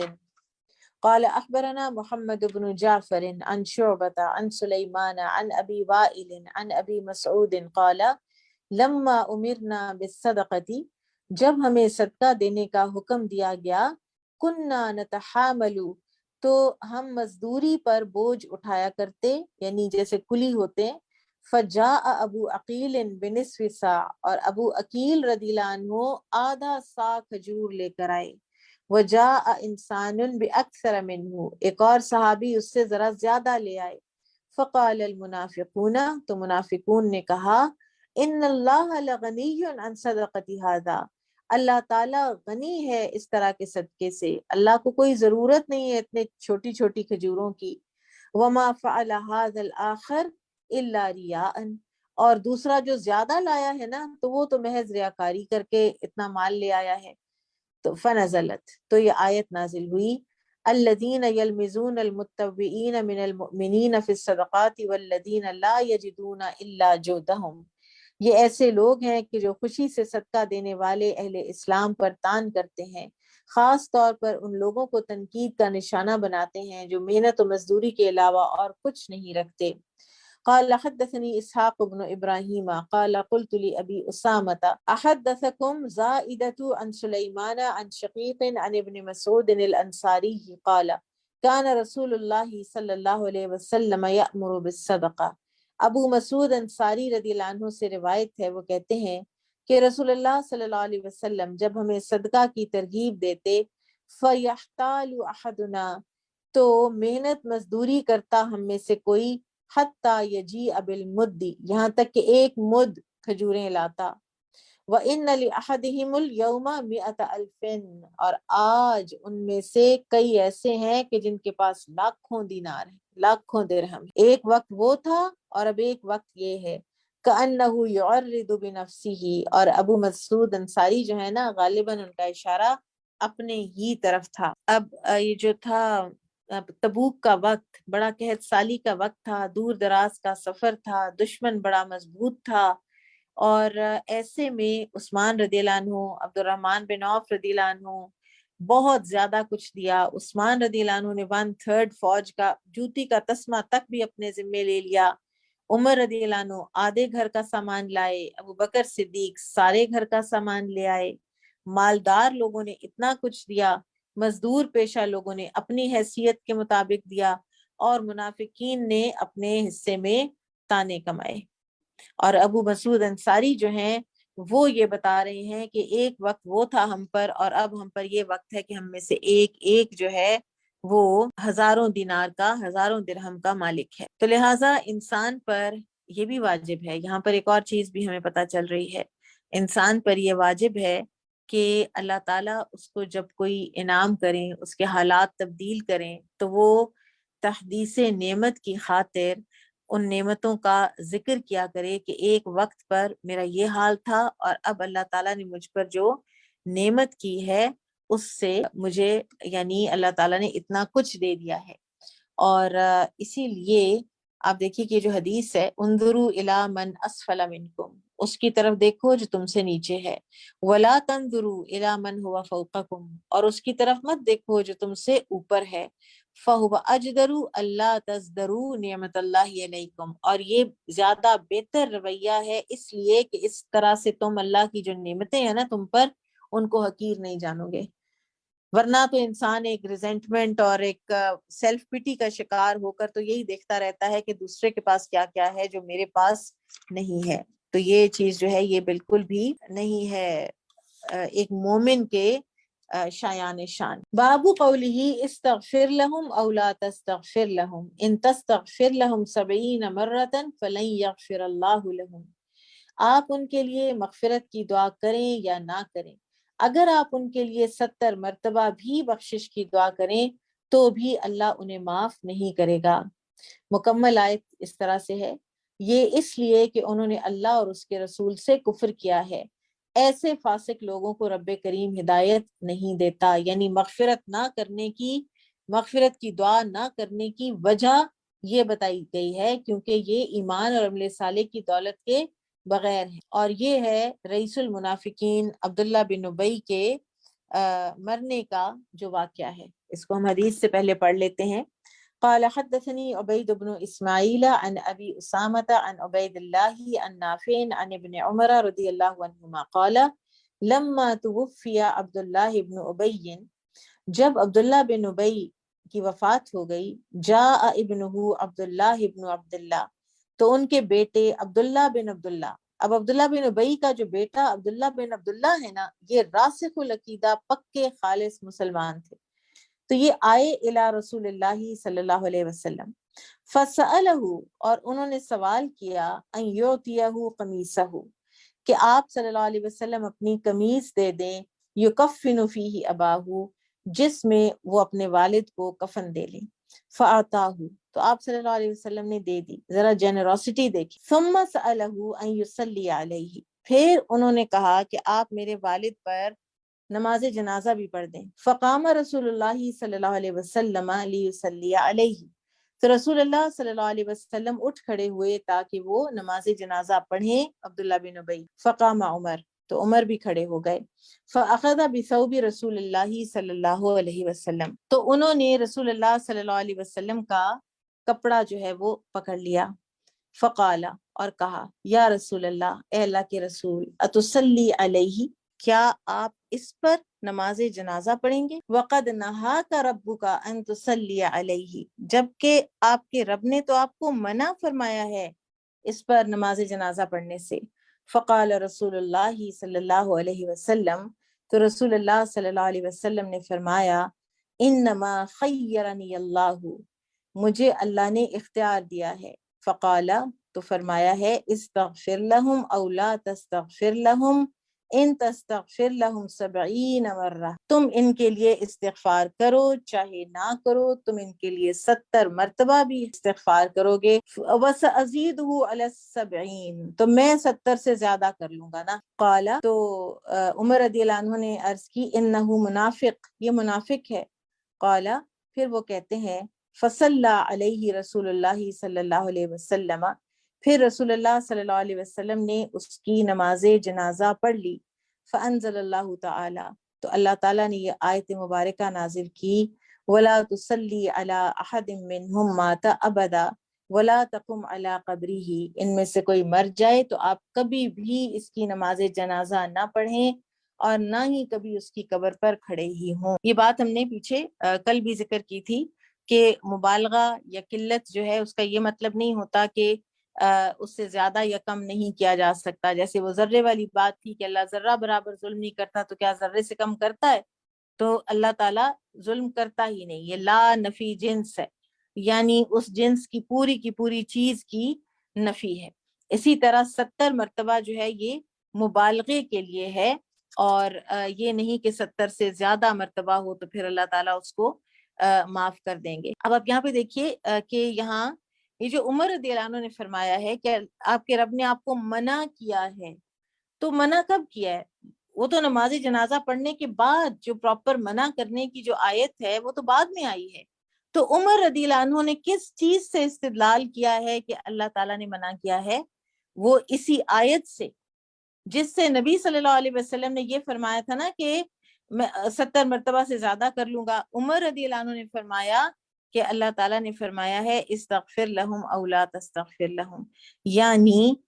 کسی صورت ان کو معافی نہیں ملے گی، تو لہٰذا اس کا مطلب ہے کہ نبی صلی اللہ علیہ وسلم کو ان کے لیے معافی نہیں مانگنی چاہیے، اور اس کو بھی موافقات عمر کہتے ہیں، یعنی عمر رضی اللہ عنہ کی جو رائے کے ساتھ اللہ تعالیٰ نے موافقت کی ہے، یہ ان میں سے ہے۔ قال حدثنا يحيى بن بكير قال حدثنا الليث عن عقيل وقال غيره قال حدثني الليث قال حدثني عقيل عن ابن شهاب قال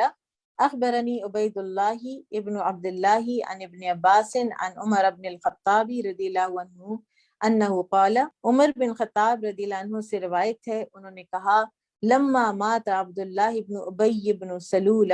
جب عبداللہ بن ابی بن سلول مر گیا، دعی لہ رسول اللہ صلی اللہ علیہ وسلم لیصلی علیہ، تو درخواست کی گئی رسول اللہ صلی اللہ علیہ وسلم سے کہ آپ نماز جنازہ پڑھا دیں اس پر۔ فلما قام رسول اللہ صلی اللہ علیہ وسلم،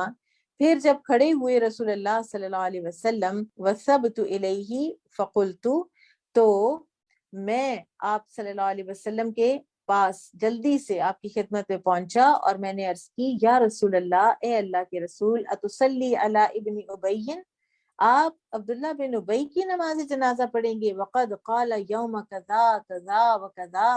وہ یہ کچھ کرتا رہا ہے، فلاں دن اس نے یہ کیا۔ آپ سوچئے، واقعہ افک کو یاد کر لیجئے،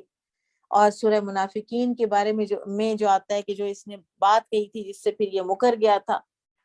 تو قال، عمر کہتے ہیں، اعدد علیہ قولہ، تو میں گنوانے لگا اس کی ساری باتیں ایک ایک کر کے آپ صلی اللہ علیہ وسلم کو۔ فتبسم رسول اللہ صلی اللہ علیہ وسلم، تو مسکرائے رسول اللہ صلی اللہ علیہ وسلم، وقال، اور فرمایا، اخر انی یا عمر، چھوڑو مجھے، پیچھے ہٹ جاؤ اے عمر۔ فلما اکثرت علیہ، پھر میں نے جب زیادہ اصرار کیا، قالا، تو آپ نے فرمایا، انی خیرت فاخترت، مجھے اختیار دیا گیا ہے کہ کروں یا نہ کروں، اور 70 مرتبہ کی بات کی گئی ہے تو میں 70 مرتبہ سے زیادہ کر لوں گا۔ لو اعلم انی ان زدت علی 70 یغفر لہ لزدت علیہا، اگر مجھے یہ پتہ چل جائے نا کہ میں 70 سے زیادہ مرتبہ اس کے لیے استغفار کروں تو اس کو معاف کر دیا جائے گا، تو میں کر دوں گا 70 سے زیادہ مرتبہ۔ قال، پھر عمر کہتے ہیں رضی اللہ عنہ، فصلی علیہ رسول اللہ صلی اللہ علیہ وسلم، تو رسول اللہ صلی اللہ علیہ وسلم نے پھر نماز جنازہ پڑھ دی۔ ثم انصرف، پھر آپ جب لوٹے، فلم یمکث الا یسیرا، ابھی تھوڑی ہی دیر گزری تھی، حتی نزلت الآیتان من براءہ، یہاں تک کہ سورہ توبہ کی یہ 2 آیات نازل ہو گئیں، ولا تصلی علی احد منہم مات ابدا الی قولہ وہم فاسقون، کہ ان میں سے کوئی مر جائے تو آپ اس کی نماز جنازہ نہ پڑھیں اور نہ ہی اس کی قبر پر کھڑے ہوں، یہ اللہ اور اس کے رسول کے منکر ہیں اور مرتے دم تک یہ بدکار بے اطاعت ہی رہے ہیں۔ قال فعجبت بعد من جرأتی علی رسول اللہ صلی اللہ علیہ وسلم، عمر رضی اللہ عنہ بیان کرتے ہیں کہ بعد میں مجھے جو میں نے جرأت کی تھی نا رسول اللہ صلی اللہ علیہ وسلم کے ساتھ اس درجہ، تو اس پر مجھے خود بھی حیرت ہوئی، واللہ ورسولہ اعلم، اور اللہ اور اس کا رسول ہی بہتر جانتے ہیں۔ آگے پھر وہی حدیث ہے، اس کو دیکھ لیتے ہیں، پڑھ لیتے ہیں۔ اچھا، یہ جو ہے نا عبداللہ بن ابی، اس کی موت ذوالقعدہ سن 9 ہجری میں تبوک سے واپسی پر ہوئی ہے، اور تبوک میں یہ ساتھ نہیں گیا تھا۔ باب قولہ ولا تصلی علی احد منہم مات ابدا ولا تقم علی قبرہ، قال حدثني إبراهيم بن المنذر قال حدثنا أنس بن إياد عن عبيد الله عن نافع عن ابن عمر رضي الله عنهما أنه قال لما توفي عبد الله بن أبي جاء ابنه عبد الله بن عبد الله إلى رسول الله صلى الله عليه وسلم فأعطاه قميصه وأمره أن يكفنه فيه ثم قام يصلي عليه فأخذ عمر بن الخطاب بثوبه فقال تصلی علیہ وهو منافق وقد نهاك الله ان تستغفر لهم، قال انما خيرني الله او اخبرني الله فقال استغفر لهم او لا تستغفر لهم، ان تستغفر لهم 70 مرة فلن يغفر الله لهم، فقال سأزيده على 70، قال فصلى عليه رسول الله صلى الله عليه وسلم وصلينا معه، ثم انزل اللہ علیہ ولا تصلی علی احد منہم مات ابدا ولا تقم على قبره انهم كفروا بالله ورسوله وماتوا وهم فاسقون۔ ابن حجر رحمہ اللہ نے ایک حدیث ذکر کی ہے فتح الباری میں کہ رسول اللہ صلی اللہ علیہ وسلم نے فرمایا تھا کہ میری قمیص اسے اللہ کے عذاب سے نہیں بچا سکتی، مگر میں نے یہ کام اس لیے کیا ہے کہ مجھے اس عمل سے اس کی قوم کے 1000 آدمیوں کے مسلمان ہونے کی امید ہے۔ باب قولہ سَيَحْلِفُونَ بِاللَّهِ لَكُمْ إِذَا انقلبتم إِلَيْهِمْ لِتُعْرِضُوا عَنْهُمْ، جب تم ان کے پاس لوٹ کر آؤ گے تو وہ تمہارے سامنے اللہ کی قسمیں اٹھائیں گے تاکہ تم ان سے اعراض کرو، درگزر کرو۔ قال حدثنا يحيى قال حدثنا الليث عن عقيل عن ابن شهاب عن عبد الرحمن بن عبد الله ان عبد الله بن كعب بن مالك قال سمعت كعب بن مالك حين تخلف عن تبوک۔ عبداللہ بن کعب سے روایت ہے کہ کعب بن مالک جب وہ غزوہ تبوک سے پیچھے رہ گئے تو میں نے ان سے سنا، واللہ اللہ کی قسم، ما انعم اللہ علی من نعمت بعد اذ ہدانی، ہدایت کے بعد اللہ تعالیٰ نے مجھ پر اتنا بڑا اور کوئی انعام نہیں کیا، اعظم من صدقی، جو بڑا ہو میرے اس سچ سے، رسول اللہ صلی اللہ علیہ وسلم جو میں نے رسول اللہ صلی اللہ علیہ وسلم کے سامنے بولا تھا، اللہ اکونا کذبتہ، کہ میں نے آپ سے جھوٹ نہ بولا، فَأَهْلِكَ كَمَا هَلَكَ الَّذِينَ كَذَبُوا، تو ہلاک ہوئے جس طرح جھوٹی معذتیں کرنے والے، تو میں بھی اسی طرح ہلاک ہو جاتا اگر میں جھوٹ بولتا۔ حِينَ أُنزِلَ الْوَحْيُ، جب ان کے بارے میں یہ وحی نازل ہوئی، سَيَحْلِفُونَ بِاللَّهِ لَكُمْ إِذَا انقلبتم إِلَيْهِمْ إِلَىٰ قَوْلِهِ الْفَاسِقِينَ، کہ جب تم ان کے پاس واپس جاؤ گے تو وہ لوگ تمہارے سامنے قسمیں اٹھائیں گے، یعنی عذر تراشیں گے کہ ہم نہیں آ سکے، کیوں نہیں آ سکے۔ تو کعب بن مالک جو ہے نا، وہ کہتے ہیں کہ اللہ کی قسم، اگر آج میں آپ صلی اللہ علیہ وسلم کے علاوہ، جب آپ صلی اللہ علیہ وسلم تبوک سے واپس آئے تھے نا، تو انہوں نے کہا تھا کہ اگر میں آپ صلی اللہ علیہ وسلم کے علاوہ کسی دنیاوی بادشاہ کے سامنے بیٹھا ہوتا تو میں نے کوئی عذر گھڑ کے اپنی خلاصی کرا لینی تھی اور میں نے اس کی ناراضگی سے بچ جانا تھا۔ مجھے باتیں بنانی آتی ہیں، لیکن اللہ کی قسم مجھے یقین ہے کہ اگر میں کوئی جھوٹ بولوں گا اور آپ کو راضی کر لوں گا تو بہت جلد اللہ تعالیٰ آپ کو مجھ سے ناراض کر دے گا۔ تو اس سے بہتر ہے کہ میں سچی بات کروں، تو یقیناً آپ مجھ سے ناراض تو ہوں گے لیکن مجھے اللہ تعالیٰ سے معافی کی پوری امید ہے،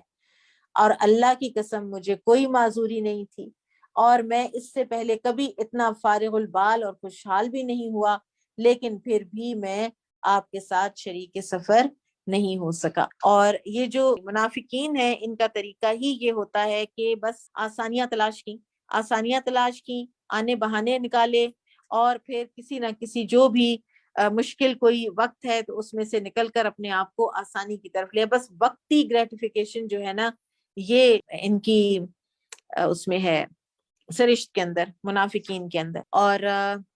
جو کعب بن مالک رضی اللہ عنہ کا قصہ ہے، اس میں بہت سے ہمیں فضائل پتہ چلتے ہیں اور فوائد پتہ چلتے ہیں، جن میں سے ایک تو یہ ہے کہ سچ کی فضیلت۔ جب انہوں نے سچ بولا اللہ کے نبی صلی اللہ علیہ وسلم سے، تو اللہ تعالیٰ نے ان کی شان میں وہ آیات نازل کر دی جو قیامت کے دن تک پڑھی جائیں گی کہ یا ایھا الذین آمنوا اتقوا اللہ وکونوا مع الصادقین، ان کے سچ بولنے کی تعریف کر دی اللہ تعالیٰ نے۔ باب قولہ یحلفون لکم لترضوا عنہم فإن ترضوا عنہم الی قولہ الفاسقین، وہ تمہارے سامنے قسمیں کھائیں گے تاکہ تم ان سے راضی ہو جاؤ، اگر تم ان سے راضی ہو جاؤ تو بھی اللہ ایسے بدکردار لوگوں سے راضی نہیں ہوگا۔ باب قولہ وآخرون اعترفوا بذنوبہم، اور ان کے علاوہ کچھ اور لوگ بھی ہیں کہ جنہوں نے اپنے گناہوں کا اعتراف کر لیا۔ اب تبوک سے واپسی پر تقریباً یہ 80 منافق تھے جنہوں نے قسمیں کھا کھا کر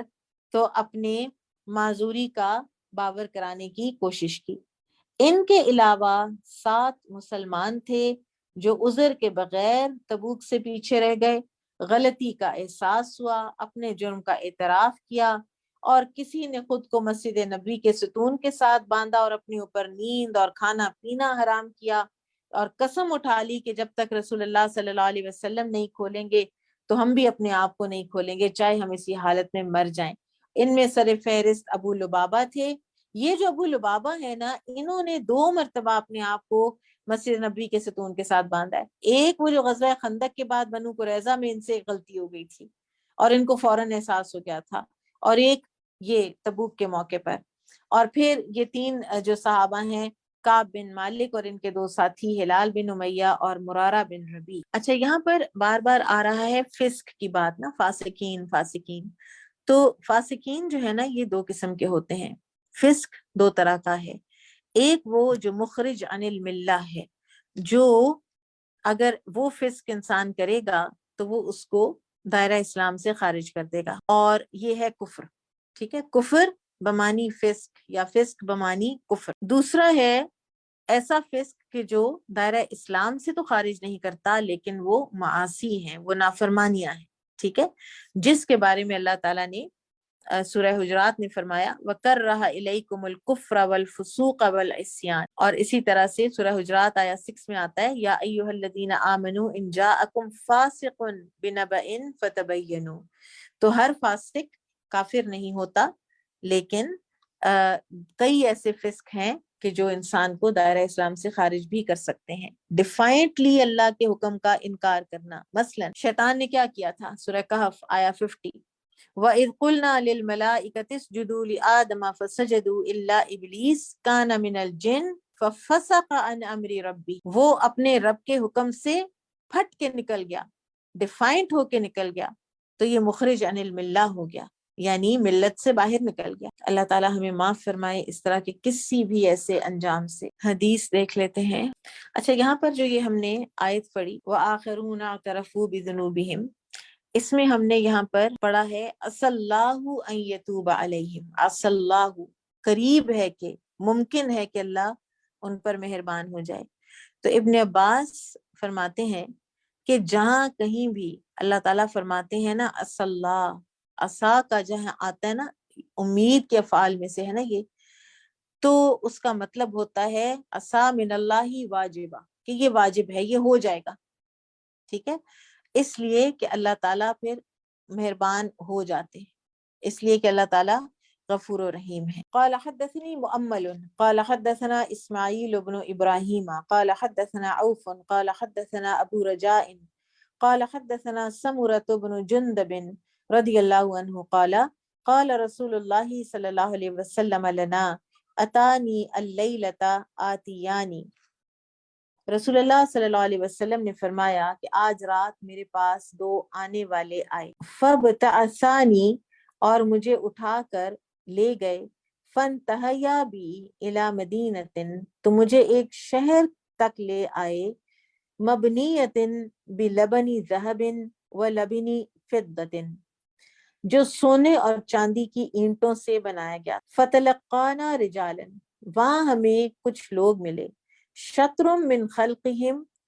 تو ان کا آدھا جو جسم تھا نا، کا احسنی ما انت رائن، اتنا حسین کہ ایسا حسن تو کبھی دیکھا ہی نہ ہوگا،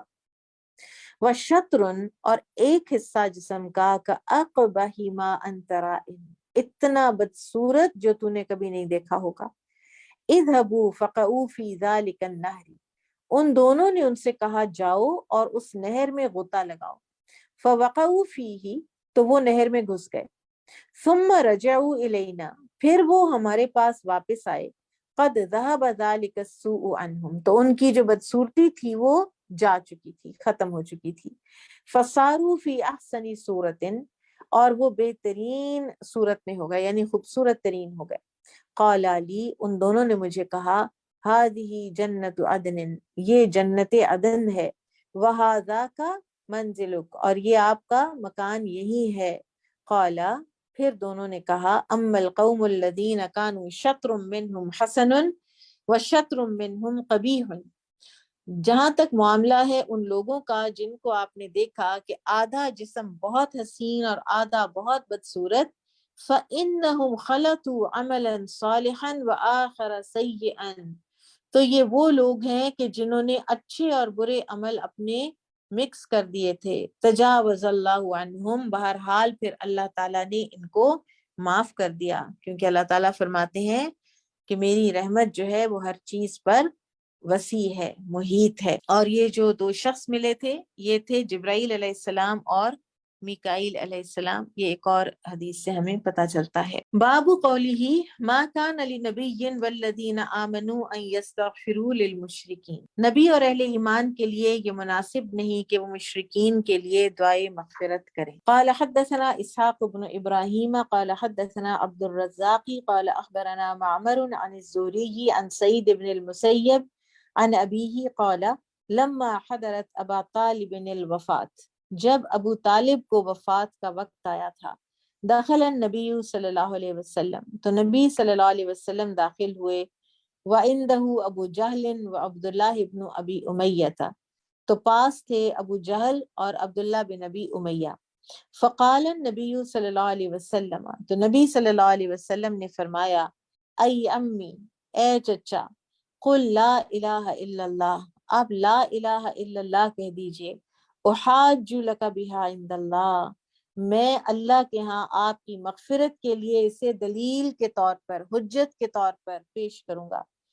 فقال ابو جہل، تو ابو جہل نے، وہ عبداللہ ابن ابی امیہ، اور عبداللہ بن ابی امیہ نے کہا، یا ابا طالب، اے ابو طالب، اترغب عن ملت عبد المطلب، تم عبد المطلب کے ملت سے، طریقے سے بیزار ہو رہے ہو، دور ہو جاؤ گے۔ فقال النبی صلی اللہ علیہ وسلم، تو نبی صلی اللہ علیہ وسلم نے فرمایا، لَأَسْتَغْفِرَنَّ لَكَ مَا لَمْ أُنْهَ عَنْكَ، میں اس وقت تک آپ کے لیے دعائے مغفرت کرتا رہوں گا جب تک کہ مجھے منع نہ کر دیا جائے۔ فنزلت، تو یہ آیت نازل ہوئی، ما کان للنبی والذین آمنوا ان یستغفروا للمشرکین ولو کانوا اولی قربى من بعد ما تبین لهم انہم اصحاب الجحیم، کہ نبی اور اہل ایمان کے لیے یہ مناسب نہیں کہ وہ مشرکین کے لیے بخشش طلب کریں، خواہ وہ ان کے قریبی رشتہ دار ہی کیوں نہ ہوں، جبکہ ان پر یہ بات واضح ہو چکی ہے کہ مشرکین یقیناً دوزخی ہیں۔ اور اسی طرح سے وہ بھی ایک آیت ہے نا کہ انک لا تہدی من احببت، کہ آپ ہر اس کو ہدایت نہیں دے سکتے کہ جس کا آپ چاہیں۔ اچھا، انٹرسٹنگلی، آئرونکلی، آپ دیکھیں کہ ابو جہل تو بدر میں مارا گیا نا، ابو طالب نے ان دونوں کی بات سن لی، عبداللہ بن ابی امیہ مسلمان ہو گئے، فتح مکہ کے موقع پر مسلمان ہو گئے، اور یہ جو ام المومنین ام سلمہ ہے نا، یہ ان کے بھائی۔ تو کس طرح اللہ تعالیٰ چنتے ہیں ایک انسان کو ہدایت کے لیے، ہم جانتے ہی نہیں، ہم کہہ ہی نہیں سکتے۔ اچھا، اب یہاں پر آپ دیکھیں کہ نبی صلی اللہ علیہ وسلم نے تلقین کی ہے ابو طالب کو کلمہ پڑھنے کی، تو کیا ہمیں چاہیے کہ ہم کلمہ جو ہے اس کی تلقین کریں؟ اور ایک اور بات، ابو طالب بہت اچھی طرح سے جانتے تھے کہ میرے بھتیجے کا دین درست دین ہے، دل میں ان کو بڑا پکا پتا تھا، لیکن انہوں نے اس کو اسلام اپنے کو ڈکلیئر نہیں کیا، اور وہ کفر کی حالت میں ہی اس دنیا سے گئے۔ اور وہ کہتے تھے، ان کے اشعار ہیں، and he was a very very big، بڑے زبردست وہ شاعر تھے، پوئٹ تھے اہل مکہ کے اور اہل عرب کے، اور وہ کہتے تھے کہ میں بڑی اچھی طرح سے جانتا ہوں کہ میرے بھتیجے محمد کا دین دنیا کے تمام ادیان سے بہتر ہے، اور اگر مجھے ملامت کا اور گالی گلوچ جو ان میرے ساتھیوں نے، میرے مشرکین ساتھیوں نے کرنی ہے، اگر مجھے اس کا خوف نہ ہوتا تو تم مجھے ضرور دیکھتے کہ میں تیر اٹھا کر اس دین کے سامنے، دین کے دفاع میں کھڑا ہوتا۔ سبحان اللہ۔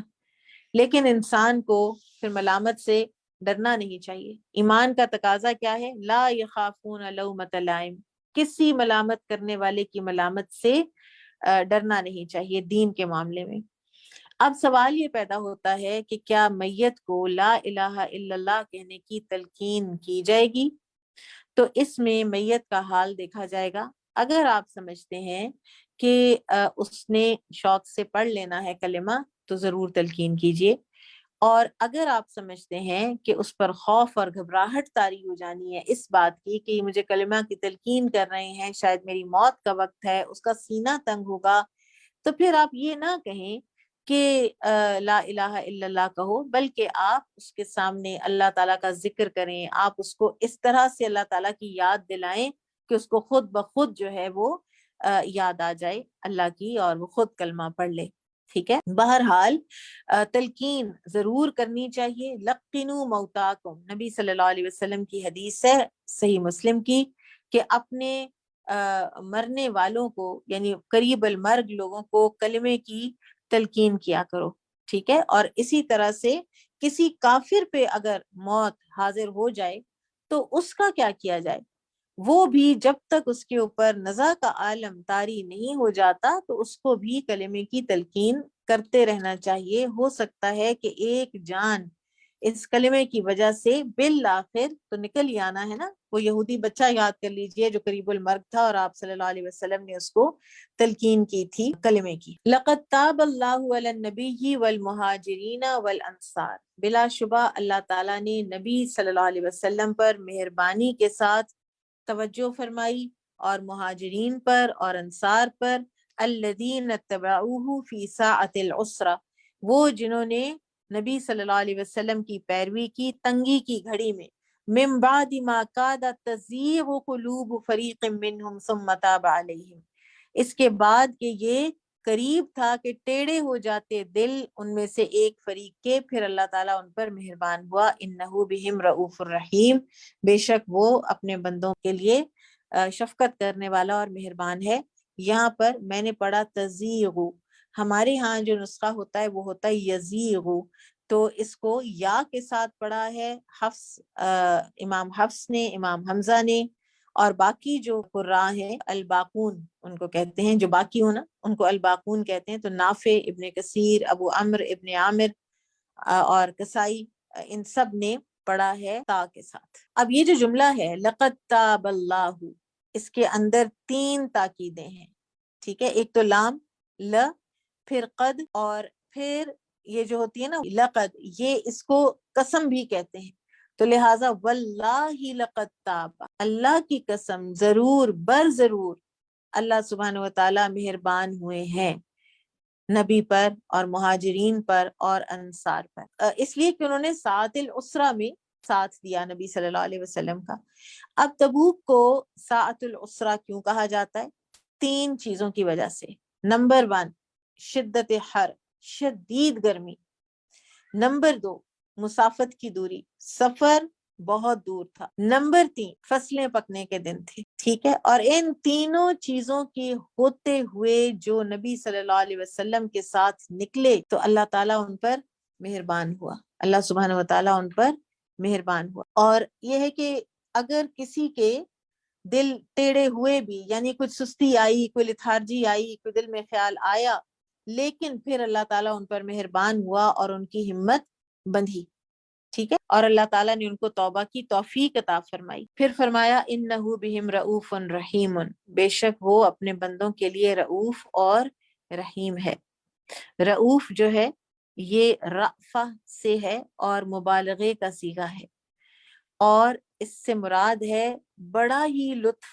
بڑی ہی رحمت، بہت زیادہ نرمی. ٹھیک ہے، جیسے ہم کہیں رحمتن و زیادہ، رحمت سے بھی بڑھ کے. قال حدثنا احمد بن صالح قال حدثني ابن وهب قال اخبرني يونس قال احمد وحدثنا عنبسة قال حدثنا يونس عن ابن شهاب قال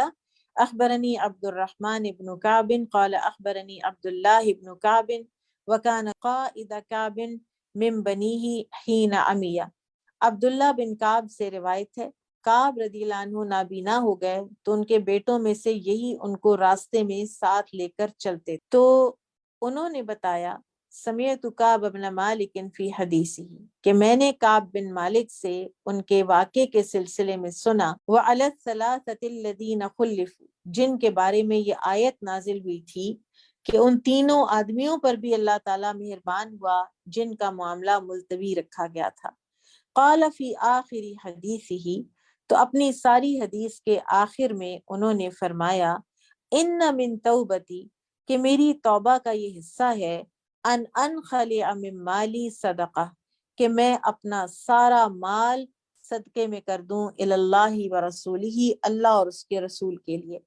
فقال النبی صلی اللہ علیہ وسلم، تو نبی صلی اللہ علیہ وسلم نے فرمایا امسک بعد مالک فہو خیر لک، نہیں، کچھ مال اپنے لیے بھی روک رکھو، کہ یہ تمہارے لیے بہتر ہے۔ اور اس حدیث سے یہ بھی معلوم ہوتا ہے کہ خیرات بھی وہی بہتر ہے جو طاقت کے مطابق کی جائے۔ اس خیرات کے بعد انسان خود بغلیں جھانکنے لگ جائے اور مانگنے والا بن جائے تو اس خیرات میں کوئی خوبی نہیں ہے۔ اور ایک اور چیز یہ کہ انسان کو توبہ کی توفیق ہو جائے۔ توبہ کی توفیق کیسے پتہ چلے گی کہ ہوئی ہے؟ کہ انسان کو شوق آ جائے کہ میں یہ گناہ میں نے چھوڑنا ہی چھوڑنا ہے، ٹھیک ہے؟ تو اس توفیق پر بھی انسان کو اللہ کا شکر گزار ہونا چاہیے، اور انسان کو کوئی نہ کوئی صدقہ بھی کر دینا چاہیے، ٹھیک ہے؟ چلیں آج ہم اتنا ہی رکھیں گے اس کو، کیونکہ اگلی جو حدیث ہے نا وہ لمبی ہے، ٹھیک ہے؟ تو انشاءاللہ کل اس کو کنٹینیو کریں گے۔ بارک اللہ فیکم، سبحانک اللہم و بحمدک، اشہد ان لا الہ الا انت، استغفرک و اتوب الیک۔ السلام علیکم و رحمۃ اللہ وبرکاتہ۔